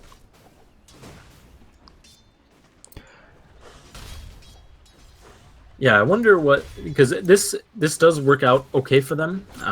They will have 3 heroes versus just the Axe and the Silencer. And if they keep killing the Axe, the Anti-Mage will be able to farm a little bit more, but that's going to be a problem for them to... MZZY, look at this. He's the Tidehunter almost gets a bit of a kill, but the cogs do save him, and he'll back off. Looks like he's just going to go straight back to the fountain rather than trying to... Well, the shrine's not even available yet, so... He'll go straight back to the fountain. Tidehunter, though, Cherry, he's not having the easiest time. Like, the thing is, it's a Timbersaw. So when you've got that whirling death, it's really hard to go up against a Timbersaw with anyone, really, isn't it? Yeah. Well, this is kind of the weird lane where it sort of reminds me of the saying of the unstoppable force versus an immovable object. These are both heroes where you say, like, oh yeah, Timbersaw 1v1 versus strength hero. He's just kind of wreck him, right, with whirling death. But the same with the Tidehunter, right? You say, oh, 1v1 versus a melee hero, Anchor Smash is gonna totally win the lane for him. So I'm not sure exactly how this is gonna play out. Both of them can just kind of spam their spells at each other. So I think it kind of comes down to play and who hits the CS, who abuses Creep Aggro the right way. Yeah. Well, looks like there might be some action mid lane. I heard a call going on there, but I'm not sure where it is. Where the hell is our axe? He's in the Never Radiant mind. jungle He's of in all the places- jungle. of all places. Cherry, dealing Interesting with place for him to be. Yeah, well, actually, Snice might be in trouble here. There is MZZY in the backlines, and I think he's waiting for a Mane to force the blink on Snice. And there's a ping from Brown, so he's really trying to say, come on, force him back to blink and I'll kill him. Actually, while we were watching that, Ember Spirit gets a kill onto Torn, but it did cost him 3 heroes, and B-String and Weasel almost went down. Now, this looks like it's the moment. Are they going to be able to get it? MZZY, he uses the Battery Assault. It's not good enough, though. The blink is there. I don't think he can really catch up. He does have the boots, but not really enough. The blink is just too much for him. Yeah, this is working out kind of well for Torn's Revenge. Unfortunate there that they do lose their Anti-Mage, but they're able to kind of lane their Sniper in this, or excuse me, their Silencer in the safe lane, 1v1 versus an Anti-Mage. Look at Lord. While the Look at Axe Lord. jungles. Yeah, Lord, what are you doing? This is why you don't jungle in your enemy's jungle. Just don't jungle. Oh, HDPG, he's going for a bit of a go onto Torn, but Torn hits like an absolute truck right now, so he's not going to have a bar of it. He'll send him back to his place. Meanwhile, MZZY, he jumps in mid to try and help out. Top lane looks like there's a bit of action in Mane, copying a bit of damage. Not too much, but a lot of mana drained. And bot lane, Logical's forcing Tidehunter out of the lane. I mean, things are just going on all around the map. Actually, Logical, he's going to get a kill here on Cherry. Cherry, can he get out of this one? One more Whirling Death, and I think it might do the job. There's no chain available. He's also got the Chakram. There's a TP coming in. He needs a Frostbite ASAP. He's actually run out of mana on the Timbersaw as well, Logical. He's just got to try and walk this one off now, I think. Actually, no, he's sticking around. He's trying to bait them out. Tide, he knows better of it. There is a Soul Ring available on Logical, and yeah, he'll back the hell out of there. That's I think, let's see, how many points does he have? He does have 3 in Whirling Death. A lot of times Ravage they is committed the Ravage and the Anchor Smash. Frostbite not available. There's no mana. Logical. Soul Ring, yes, he does use a Whirling Death, and he's going to be able to walk out of this one. You can't really right-click a Timbersaw as a Crystal Maiden, especially when that passive's available. B-String, yeah, you're going down. So Whirling Death. Meanwhile, Torn takes out Weasel mid lane, now being chased up by HTPG. The chains does miss, but they'll get the kill with the guard, and I mean, very exciting, but 3 going down for the side of the Radiant. Looks like Torn just ripped mid absolutely apart. Yeah, so it looks like HTPG, excuse me. Wow, I made a mess of that one, huh? It looks like he is actually farming about as well as the SF, which is kind of what you want. Torn is getting a decent amount out of the lane, but it looks like he's kind of been forced to die for it a couple times with ganks, and he's not behind, but you do kind of want to be ahead of the Ember, because the problem is if you're not super far ahead, once it gets to like level 8 or 9, the Ember will have a lot of points in his spells. Looks like he is actually going for the Veil build, which we've seen kind of in and out of favor among Embers, but the problem is he's going to hit level 8 or 9. He's going to have Wand. I don't think he has Treads even. No. So he's not going to have too much HP, and the Ember is going to have, you know, triple Remnant with Veil and a lot of magic damage, and he's going to have an issue with that. Well, it is a question of what Torn wants to go for here. He's actually queued up the Treads now, so he'll pick them up soon, I'm sure. Probably the next item to get, but yeah. I mean, the Veil is one of those things, like, people do really question, you know, whether that's still the go-to build. Actually, Amane looks like he's in trouble. Frostbite and Snice is on him. He's pretty darn fast, though, and he's got the Treads as well. Can he walk this off? Yes, he can, and that's something you don't really see every day. A Silencer being able to walk out. And look at this. Logical bot lane drops his Arcane Boots, then picks them up. I mean, this man, he's got some balls, I'll tell you. And he's actually going in Chakram, Cherry, the Whirling Death. I mean, that stat loss, because it stacks as well, he lost 30% of his stats. And you just absolutely melt to this Timber. Logical, though, he has to be careful with that, you know, with that dropping of the items. It's a bit cheeky. And he might get punished for it sometime during the game if he's not careful. Oh, man, I wish I had caught that. Torn is heading back to his jungle like she's going to run right into a Crystal Maiden. Oh, B-String and Weasel with the stun ignite, but there's no follow-up here. Torn's got a man fight. He's got a double damage. Weasel. Oh, no, the razors. B-String, can he get out? A lot of damage coming out from Torn, and no, they won't be able to get it. But still, I mean, you try and just gank this SF, and he has a double damage of all things sitting in his bottle. I'm not sure why they... I think maybe they were hoping for a faster rotation for the Ember Spirit there. That could have been kind of what they were thinking about. Because, you know, I don't really think that you would think that the Ember and the Crystal Maiden, or excuse me, the Ogre and the Crystal Maiden could get that gank off. No, you wouldn't think so. You really wouldn't. I mean, it was a bit of a stretch. You're probably right in saying it was meant to be with the Ember, but nevertheless, they lose a life and one of them has to waste a TP to go back. I mean, I'm just looking at Cherry while we're talking about this bot lane. Actually, mid lane Torn, he's in trouble. He's going to try and man fight this, but I don't think he really can. He's using the Requiem. He will. No, he doesn't. It really looked like he got a kill there, but a beautiful dodge from HTPG. He actually used that Slider Fist at the perfect time. Cherry, meanwhile, he's going down again. The chain, I don't know where the hell that was going. No, actually, he's surviving so far. Cherry, he actually committed the Ravage before as well. Then the Anti-Mage gets a kill. The Silence is out, but it's a bit late, Lord.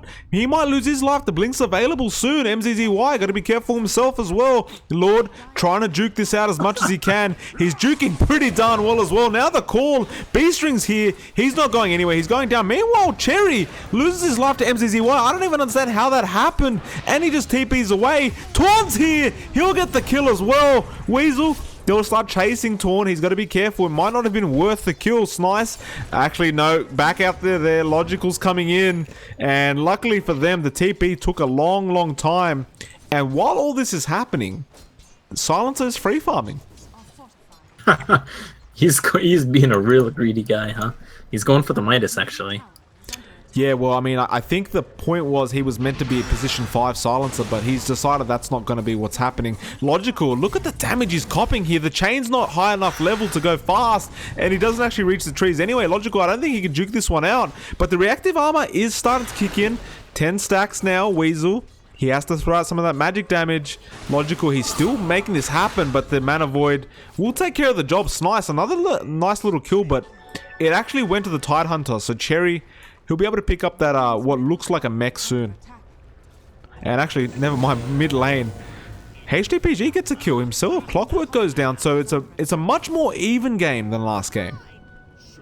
Yeah, well, I mean, we see HTPG really a lot more impactful, and especially in the early game than his puck was last game.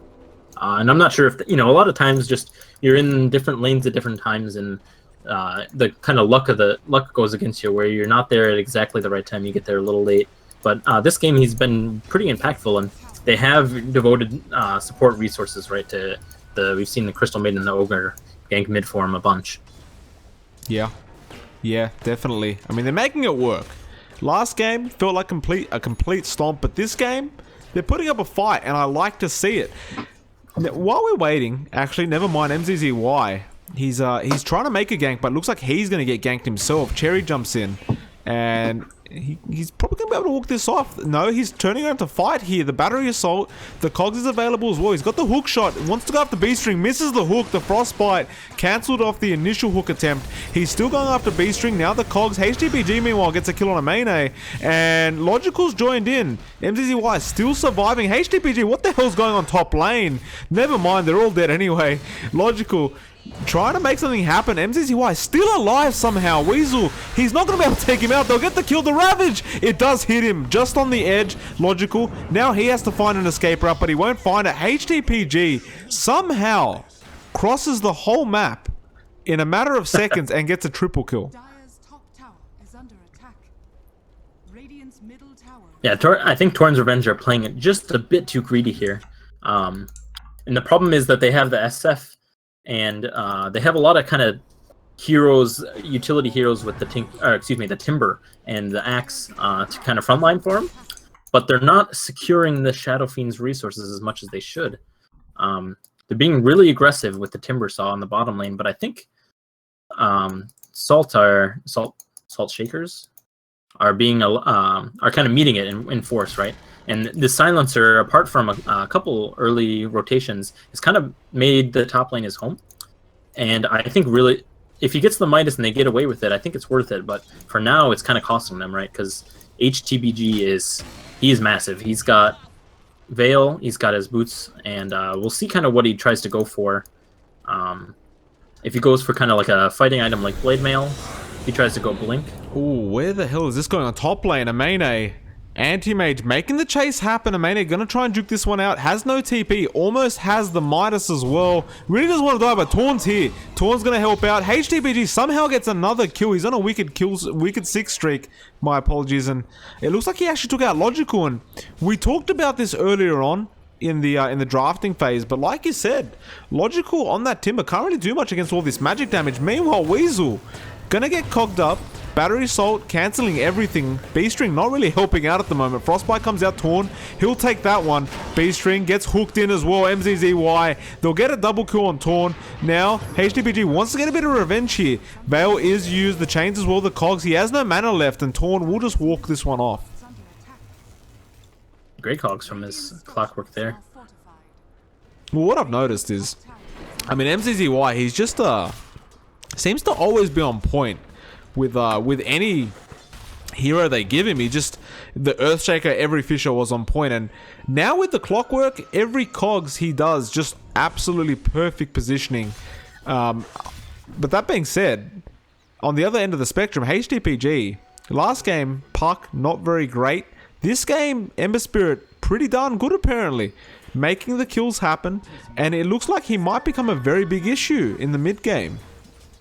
Yeah, they're really going to have to use the axe to catch out the Ember Spirit here. Yeah, and Weasel, he's looks like they will go on Dive Weasel there. Yeah, he's going down. Yeah, we do have...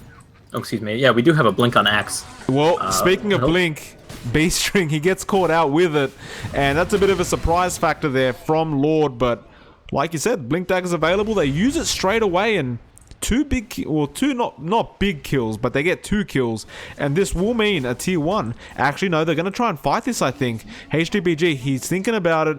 Cherry's there with the Ravage as well. Torn, he's got a double damage though. The call is there first. Beautiful scouting from Torn. The Ravage, will it be there? No, the dunk is there from Axe. Meanwhile, the silence on HDPG, my goodness. They'll get the kill, and CM, yeah, she'll cancel that TP pretty darn quickly. That will be a tier 1, and maybe even a tier 2 if they want to stick around here. Yeah, I think they're gonna kind of TP out. Maybe they'll pressure this a bit, but they do want to make sure the anti-mage doesn't get to farm. Super unfortunate for HPTG there. I think he used Sleight of Fist either right after, kind of during, while he was getting while Silencer was casting Last Word on him. So he immediately got silenced, and then they were able to just kind of run at him. I think he got cursed then, and Clockwork ran at him with Battery Assault, so he wasn't able to kind of output much to the fight there. Yeah. And because Torn's Revenge were 4v2 there, they kind of had the advantage of splitting them up and taking them each down 2v2, or excuse me, 2v1. There is a bit of a problem I see for the side of Torn's Revenge here, and the question I have is, once Anti-Mage has got that, once he's got that Manta style, where the global silence and any sort of silence isn't really going to affect him anymore, what the hell are they going to do against him? The only other thing that can really stop him is, I guess, the Axe Call. Maybe that can hold him long enough, but apart from that, I don't know what else they can do to hold this Anti-Mage in place when he gets too farmed up.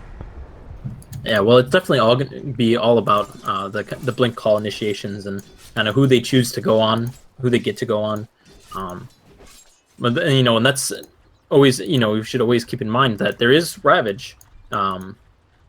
Cherry can do a lot to disrupt these team fights. So I think it's really going to be all about the Axe initiations and what they get done, especially like during global. Because you are right. I think outside of that, there's not a lot they can do to kind of lock down these mobile heroes from HPTG and the Anti-Mage. They will have a lot of damage on Torn on this SF. Looks like he's going for a BKB. But with the Shadow Blade and Dragonlance, we'll do a lot of physical damage here with just his right click. Well, but I think they have the ability to kind of dive in. Oh, yeah, that wasn't the hook. I don't know if that was a bit of a delay he had, but Ember Spirit was well out of there before the hook came out. Looks like Logical gonna get caught out here on the Timbersaw. Snice is there as well, and they're gonna be able to hold him in place, I think. He's got the chain, but he's losing a lot of mana. Now he's completely out of mana. He's got the wand charges though. Can they get him? Logical, he's gonna start trying to juke them out. The reactive armor again kicking in. The mana void, now the call coming in from Lord. They're gonna try and fight this one. They'll get the anti-mage. That's actually massive. The silence comes out. It's a bit late, but it doesn't really matter too much. All the same, they can't cancel the TP, and the Ogre has made the walk out, so they get a big kill though in the anti-mage. Yeah, that was huge for them. I was trying to see if they were maybe going on someone mid, but yeah, I think that silence was just kind of really delayed. And it might hurt them here, where if they try to pressure this tower, they're not going to have it. So I don't think they're going to be able to get as much done with those pickoffs. Yeah, well, looks like Torn again gonna find himself a double damage rune. Actually, there is HTPG in the background. The Cogs is there, the battery sword as well. Can they take him out? He's got no remnants actually, and with that double damage, my goodness, they really took him out pretty darn fast. And now there's a call out onto the Ogre as well. Weasel, he's going down pretty fast as well. Torn is just dealing so much damage, but MZZY, he'll get the double kill. Now they're gonna go onto Cherry. He's TPing out. Can they cancel the call? No, the blink was too short. It was a nice little attempt, but I mean, it was pretty wishful thinking that they weren't going to get that call, but still 2 down, and the big kill being HTPG goes down. Yeah, definitely. He's kind of punished there for trying to go on the Clockwork. Looks like they didn't have very much vision in that area, so I think he was just unaware that Torn nearby had gotten the double damage. Ooh, call top lane on the anti-mage, actually. Oh my. Well, thank you for pointing that out. Snice actually goes down again. Didn't even notice Lord was taking care of that, but the tier 1, is he going to be lost? No. He'll have to go deny that later, and now they ping it out. But, yeah, that's really unfortunate, but my goodness, Axe making the plays, and I suppose that's the one guy that's really good against anti-mage. Oh, mid lane, Amene, he's in a bit of trouble here. He's trying to fight Taunt here to help out as well. HTPG, he's going to get the kill on at least the silence, and then he'll remnant out. Looks like Cherry was coming in with the Ravage, but he doesn't really have the blink, so he doesn't have that mobility. B-String, Frostbite's out, but that's really all there is, and they'll back off. They'll lost their silencer, I suppose. It's not the biggest deal in the world, but definitely don't want to lose him anyway. Yeah, and they are up over 5,000 gold, as our little tooltip there indicates. So they did get 600 gold just from that silencer kill, mostly to the Ember, who I think is going to have blink. Oh, he does have blink already. Okay, and he is going to go Maelstrom, which I like. Oh, he's going to find Snice. Torn. He's invis again. Oh, Requiem. Is he going to blow him up straight away? No, the magical defense, but the hook! MZZY again with the positioning to get that hook in. He realizes straight away it wasn't enough. They'll get the kill. Meanwhile, mid lane, HTPG, he's trying to push. The call is there from Lord. Now the global silence, a bit early, unfortunately, but it doesn't matter. They'll get the kill again. That's the 2 biggest kills you could have gotten in the span of 10 seconds. Definitely, and what's huge is they're getting all these and not getting punished for it by Ravage. So while Ravage is still up and they're not able to get these towers, okay, yeah, Weasel there just kind of harassed a bit from Torn. You know, Cherry's basically been ineffective, and he is going to have Blink, so the team fight will get a little bit scarier for Torn's revenge. It just scarier for them to take, that is. Well, yeah, it just doesn't feel like they really seem to care about the tide, unfortunately. Like, the Ravages, I haven't honestly seen a very good Ravage this game, I don't think. Like, they've all really been single target Ravages, which are fine, but in the team fights, it's just not really happening. B-String, he comes forward, looking for that Frostbite. Cherry, he's also walking, but they're a bit unsure. Lord is a very scary hero to not see. Weasel cops a lot of damage from Logical. Now, they will actually find B-String, MZZY, with that battery sold on the cogs. Looks like they'll get an easy kill, and actually they found another one in the back lines, and they'll find HTPG. I mean, that's 2 supports and 1 core dead. The other heroes are just absolutely nowhere to be seen at the moment. Anti-Mage, Snice, he's just trying to farm a bit, and he just can't seem to find that much farm this game, because all he's really got is a Battle Fury at this point. Yeah, well, what ended up happening was right after he got that Battle Fury, he died. He died in the bottom lane. He went top, died immediately right at the top lane where we saw the Axe pick him off. And then I think he might have died again. Oh, yeah, that's right. He died in his own jungle, right, with the Invis Requiem. So he's got just a Band of Elvenskin, and he isn't able to progress towards a Manta where he feels like he can kind of be in the fight. Because if he is in the fight, then I think there's too many targets that do a lot of damage for Thorn's Revenge to go on, but without him, they just kind of focus the Ember. I was going to say mid lane, Logical. Almost in trouble there. But no, he'll manage to get away. I mean, this is the point as well, where the reactive armor seems to be kicking in. Because he's got that Hood of Defiance. The magic damage really isn't doing as much. So they kind of have to physically attack him, and you just can't do that with a Timbersaw. You really just can't. Well, and the problem is, now he's got the Bloodstone, right? So his HP's pretty high. I don't think... Oh, he didn't go for the Health Talent, but he doesn't really need to once you get the Bloodstone. And then at level 15, you get 14 HP regen, which is huge. So some of these nukes, right, he's going to get, an Ogre Stun. And even if it does go through his Hood, he's just going to regen that HP. Mid lane looks like there is a Ravage. Yeah, the Ravage is on him too, and HTPG comes in, Clockwork. There's the call onto 2 though. That's a pretty much return Ravage there, and Logical's there as well. Can they get the kill on Ember? Not quite yet. MZZY, he gets chained up, and actually he will get the kill at the end of the day. Meanwhile, 3 have gone down on the side of Torn's Revenge. Logical, he's really the only one left there at the moment. Torn's come in though, and he gets a bit of revenge. No, wait, did he? Yes, he did. He got it on Snice.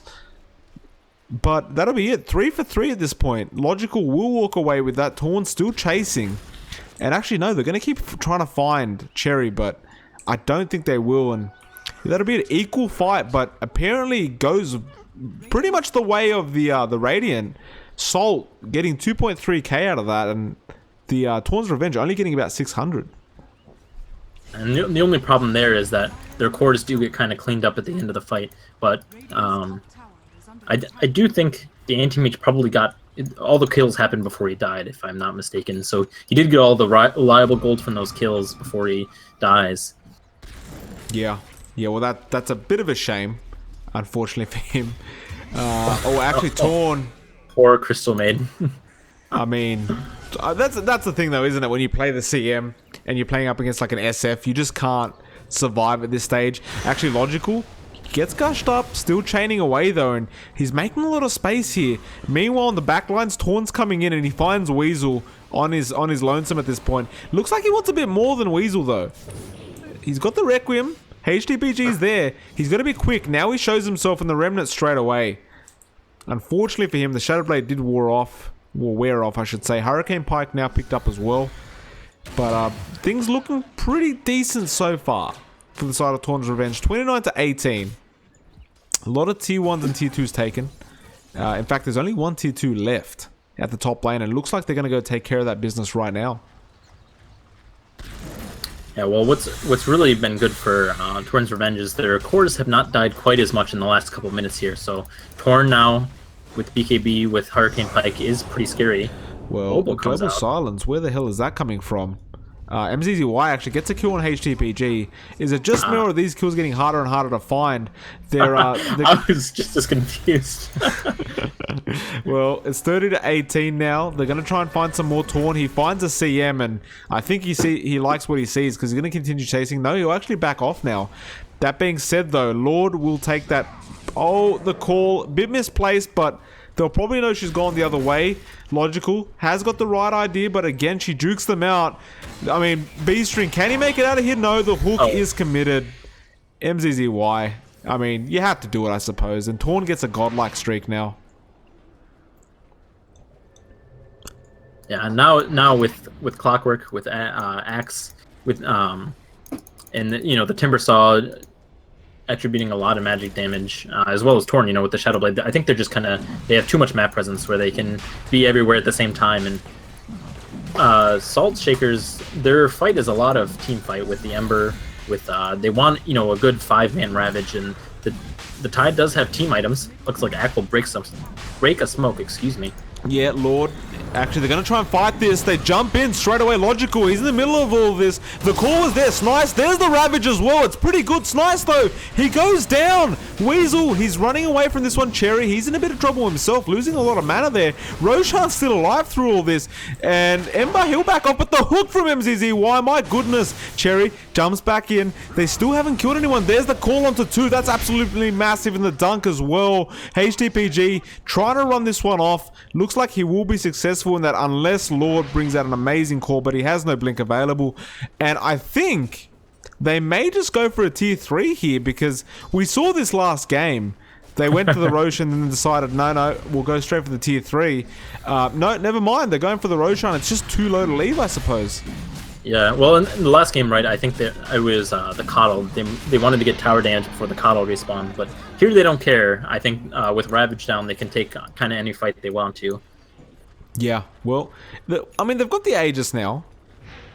This should be the time to push, but interestingly enough, I would have really assumed they would have given that Aegis to Torn because it feels like Timber can't really get much done, especially in the opposing base. Like there's not really many trees there, so it's kind of interesting to me that they gave it to Logical rather than Torn, who just, I mean, it's an SF who can just, you know, deal like damage like an absolute truck. Well, and typically, right, you want to give the Aegis to the hero that's going to be sieging the tower. So Torn, you know, will put himself in harm's way, trying to attack the T3 tower. Well, he gets chained up. Bit of a missed Hurricane Pike. And now they're actually going to jump on him, but he's got the Shadow Blade. And looks like HTPG has to be a bit careful here. Ember chained up. Frostbite coming out from B-String as well. Now the Gush, the multicast. And it looks like Logical might be in trouble, but no, he'll back off. The Global Silence was committed, and that's not I don't think that was part of the plan. MZZY looking for the hook, the chain again onto the SF. And yeah, they're really playing with fire here. But then the point is, I suppose, they're all still pretty much full HP, apart from maybe Torn, but he can heal that up pretty decently fast, so I think they might just have a go again. Yeah, the only problem for them is that they did waste Global, and this has been a kind of a thing that's happening the whole game. They're pinging the shrines. I'm not sure why, because there's no T3 tower down, so they aren't able to take them out. You know what though, they're going to find Snicer bot lane. And actually, Amene, he'll walk straight past him. Now the blink and a pause. That's a bit of unfortunate timing. Because, I mean, Snice is now, they know exactly where he is. Yeah, I think I saw at least one ping from the Dire there. So yeah, what has surprised me this game is the Global Silences haven't been really that spot on. Especially last game, we saw them work really well together. So you would think that they would be, you know, they would use the Global to their advantage there, but it's he either is kind of a little late to the party, or I think maybe anticipating just a bit too much where he doesn't want to be late, so he uses it and it, you know, kind of warns Saltshaker off before anything can happen. Well, we'll see if they can pick off. Actually, no, they let Snice go. Rather surprisingly, it looks like Amene. I mean, I thought they knew exactly where he blinked, but they just apparently not. And I would assume that they want to really just use this Aegis, you know, for a push. They do still have a lot of time, I guess, but I mean, there is a sense of urgency, I suppose, that, you know, to use this Aegis for something at the very least. Definitely, yeah. And they haven't been able to get very much out of it. And the problem though is that, you know, Anti-Mage, Ember, very mobile heroes, they're able to split push. If they play cautious enough, and this is where the split push lineup, even though Torn's Revenge is, you know, really good at picking them off, they have to kind of 5-man to run at the towers. So it's easy for Saltshaker to know where, okay, they're running mid, right? Because they're all mid at our T3, and they're able to push out the lanes effectively. Yeah, well, Logical. It's gonna find Snice, but I don't think Snice is gonna be really too concerned. Perhaps it may have been an idea to get like a secondary silence or something. Actually, Torn gets caught out, but straight away, quick with the Shadow Blade, and he'll walk out of that one. And they've really just gone to farming at this point. It looks like they're not really too interested in pushing, but at the same time, they are at a 20k net worth lead, So, I mean, I guess they're not really too afraid at this point anyway. Like, I guess farming's not really that bad for them, but you would think that being up against an anti-mage, you wouldn't want to wait too long. Yeah. Well, I think there's definitely something to say for, you know, you don't want to let this anti-mage get farm for sure. And you don't want to get it too late, because eventually the heroes will just kind of outscale you. But also, they probably don't want to fail their high ground push so bad that it's even worse, where they give a lot of gold to the enemy team just by dying. And then, the game's kind of at an unwinnable spot from there. So sometimes farming is a little bit, it's a little bit less risky, where they get as much farm as the enemies and they stay ahead. Another global. Yeah, it's bot lane, I think, and it was on the anti-mage, but he has the Manta style, so he's going to be able to back out. And I mean, when you hear that sound, I mean, we've just got to try and look for the kill on the map, because we've had this experience too many times now where we're just not finding it. Actually, speaking of kills, there's the Ravage onto 2, and they'll take out Torn, and Logical's the next target. There's the hook in from MZZY. This kind of came out of nowhere. Weasel, he comes in as well, the Blade Mail on MZZY, but I think he's kind of stuck in the middle here. I don't know what he can do. The cogs, he will find 2. That's a massive cogs. HTPG, he's stuck, no remnants available, and I think he's going down. The CM ultimate though, B-string, nobody's cancelled, and she'll get a kill on Team ZZY, and meanwhile HTPG managed to back off. Silencer still there, but I don't know why he's joined in. He's in big danger now. Cherry, he's not really going to go down to these soft little hits, but that being said, Logical's here now. The chain doesn't really find anyone. Weasel gonna get killed off here, and I mean, that'll be all she wrote, but I believe that was a 2 for 2. No, never mind, it's a 3 for 2 now, and HTPG gonna see if he can make it 4 for 2. Can he though? It really isn't easy with a Timber, and yeah, he decides it's better of it. He'll just back the hell out of there.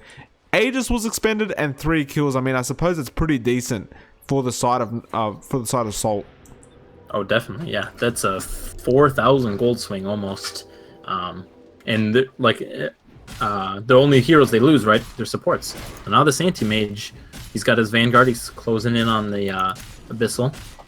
The Ember is finished Manta style, just to deal with those silences, and he's gonna go Octarine Core.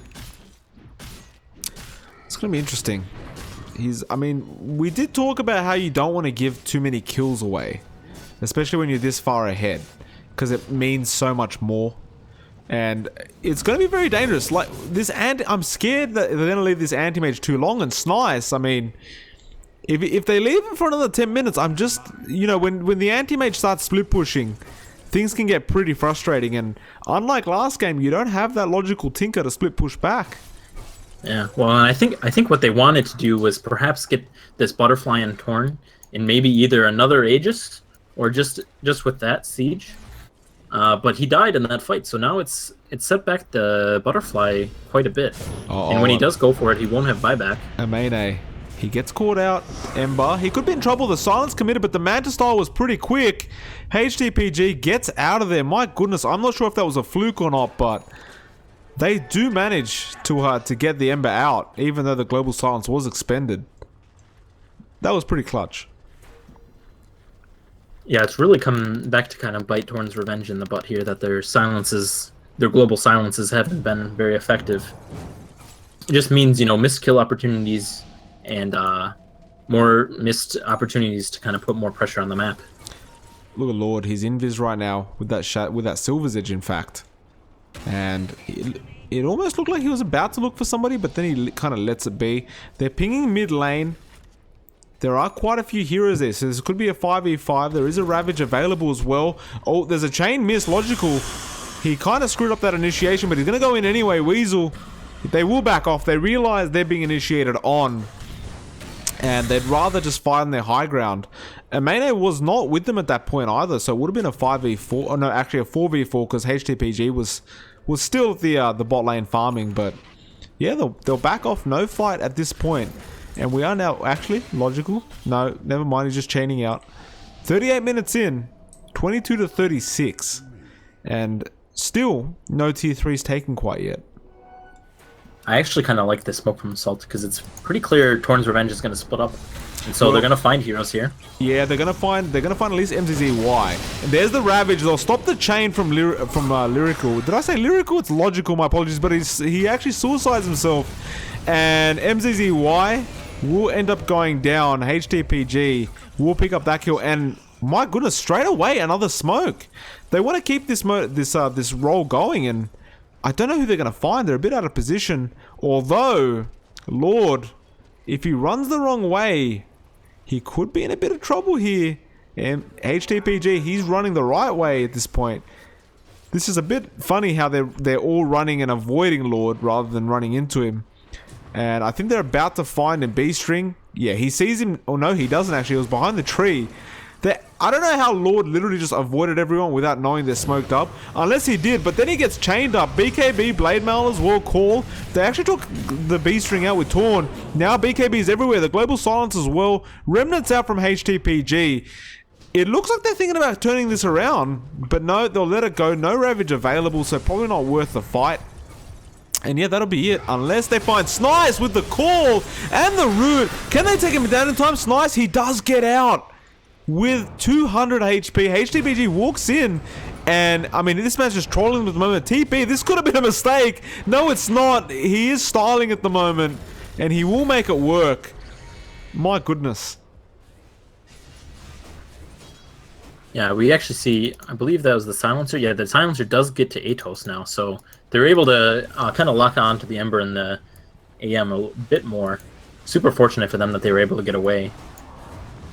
I think either they didn't have the Ravage. Yeah, that's what it was. They didn't have the Ravage. Otherwise, I think they might have been willing to go for a team fight there because Global was down, the SF's BKB was down, and he didn't have the most mana.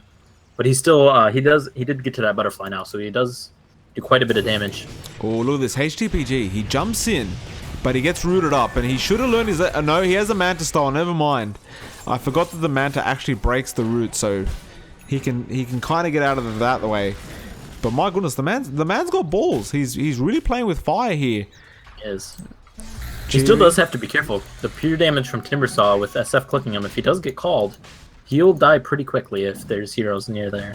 Yeah. Well, they're going to go for this second Roshan, and this does mean the cheese as well. And perhaps this will be the Aegis they need, but it almost feels like if they lose this next high ground attempt, I mean, the side of the Salt, they may be back in this. I mean, they're putting up a fight. The farm's going up. There's also an Abyssal now available on Snice.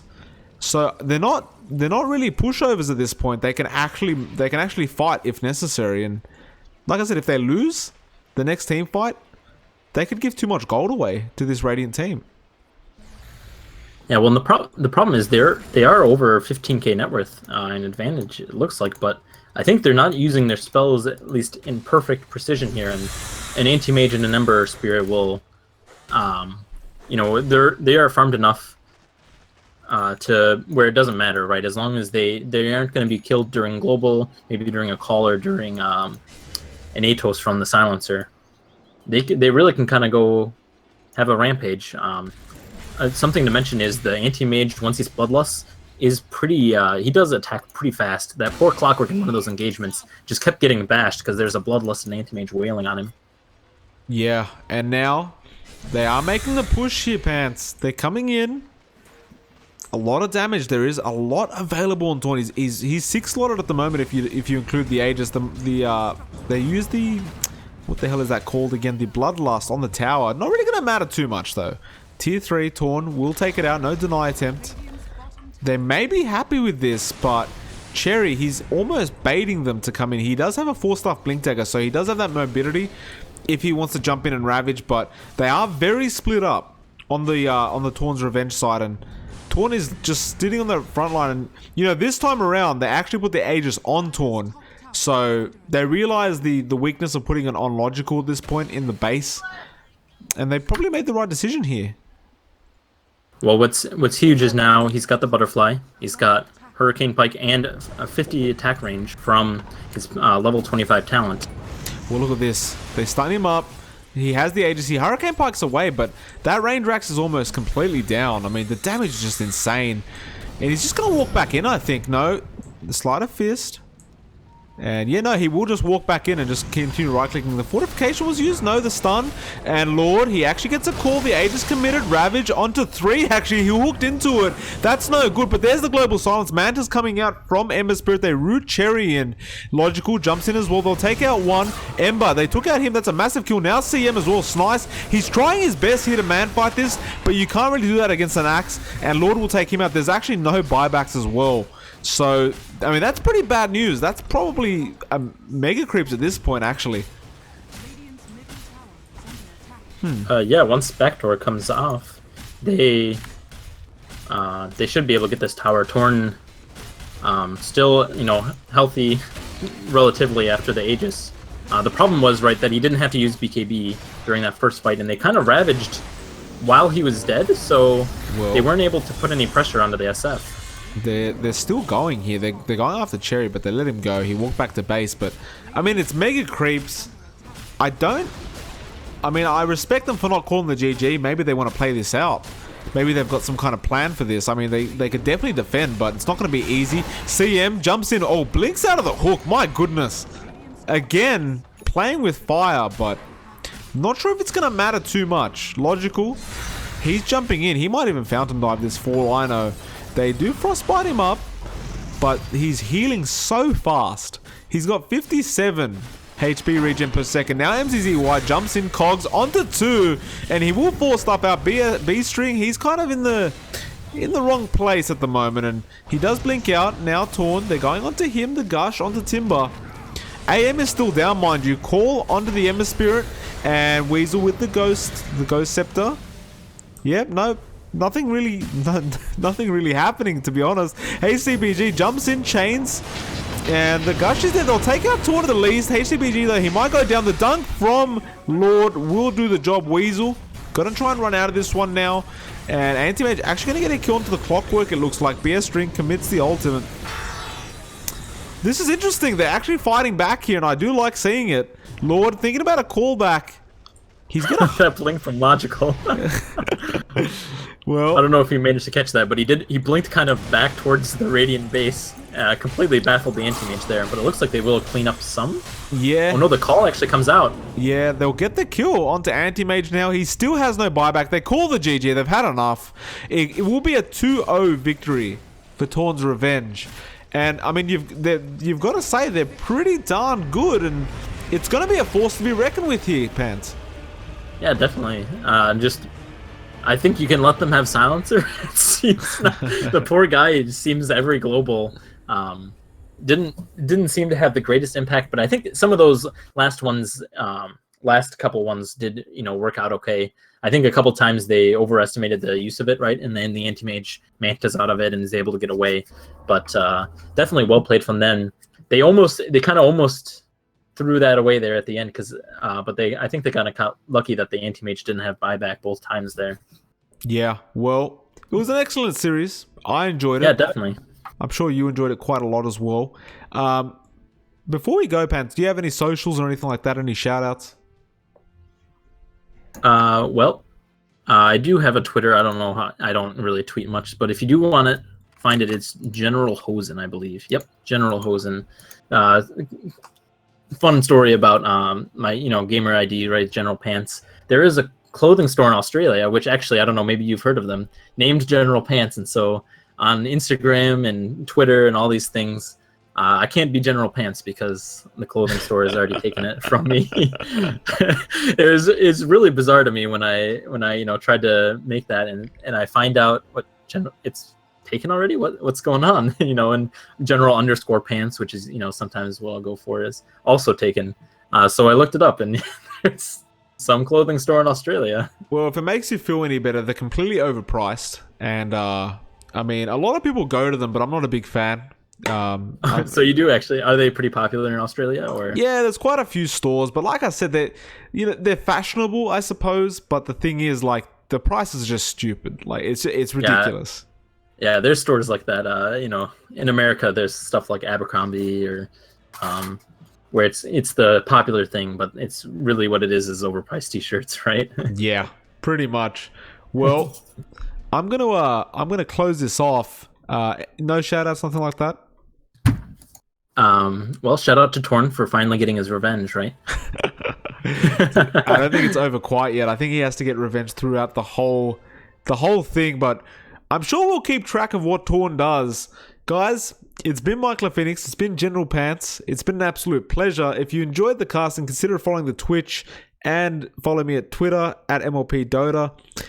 It's been a pleasure. I'll obviously say hello to General Pants in Discord, but other than that, guys, we'll see you next time. You guys have a great day ahead.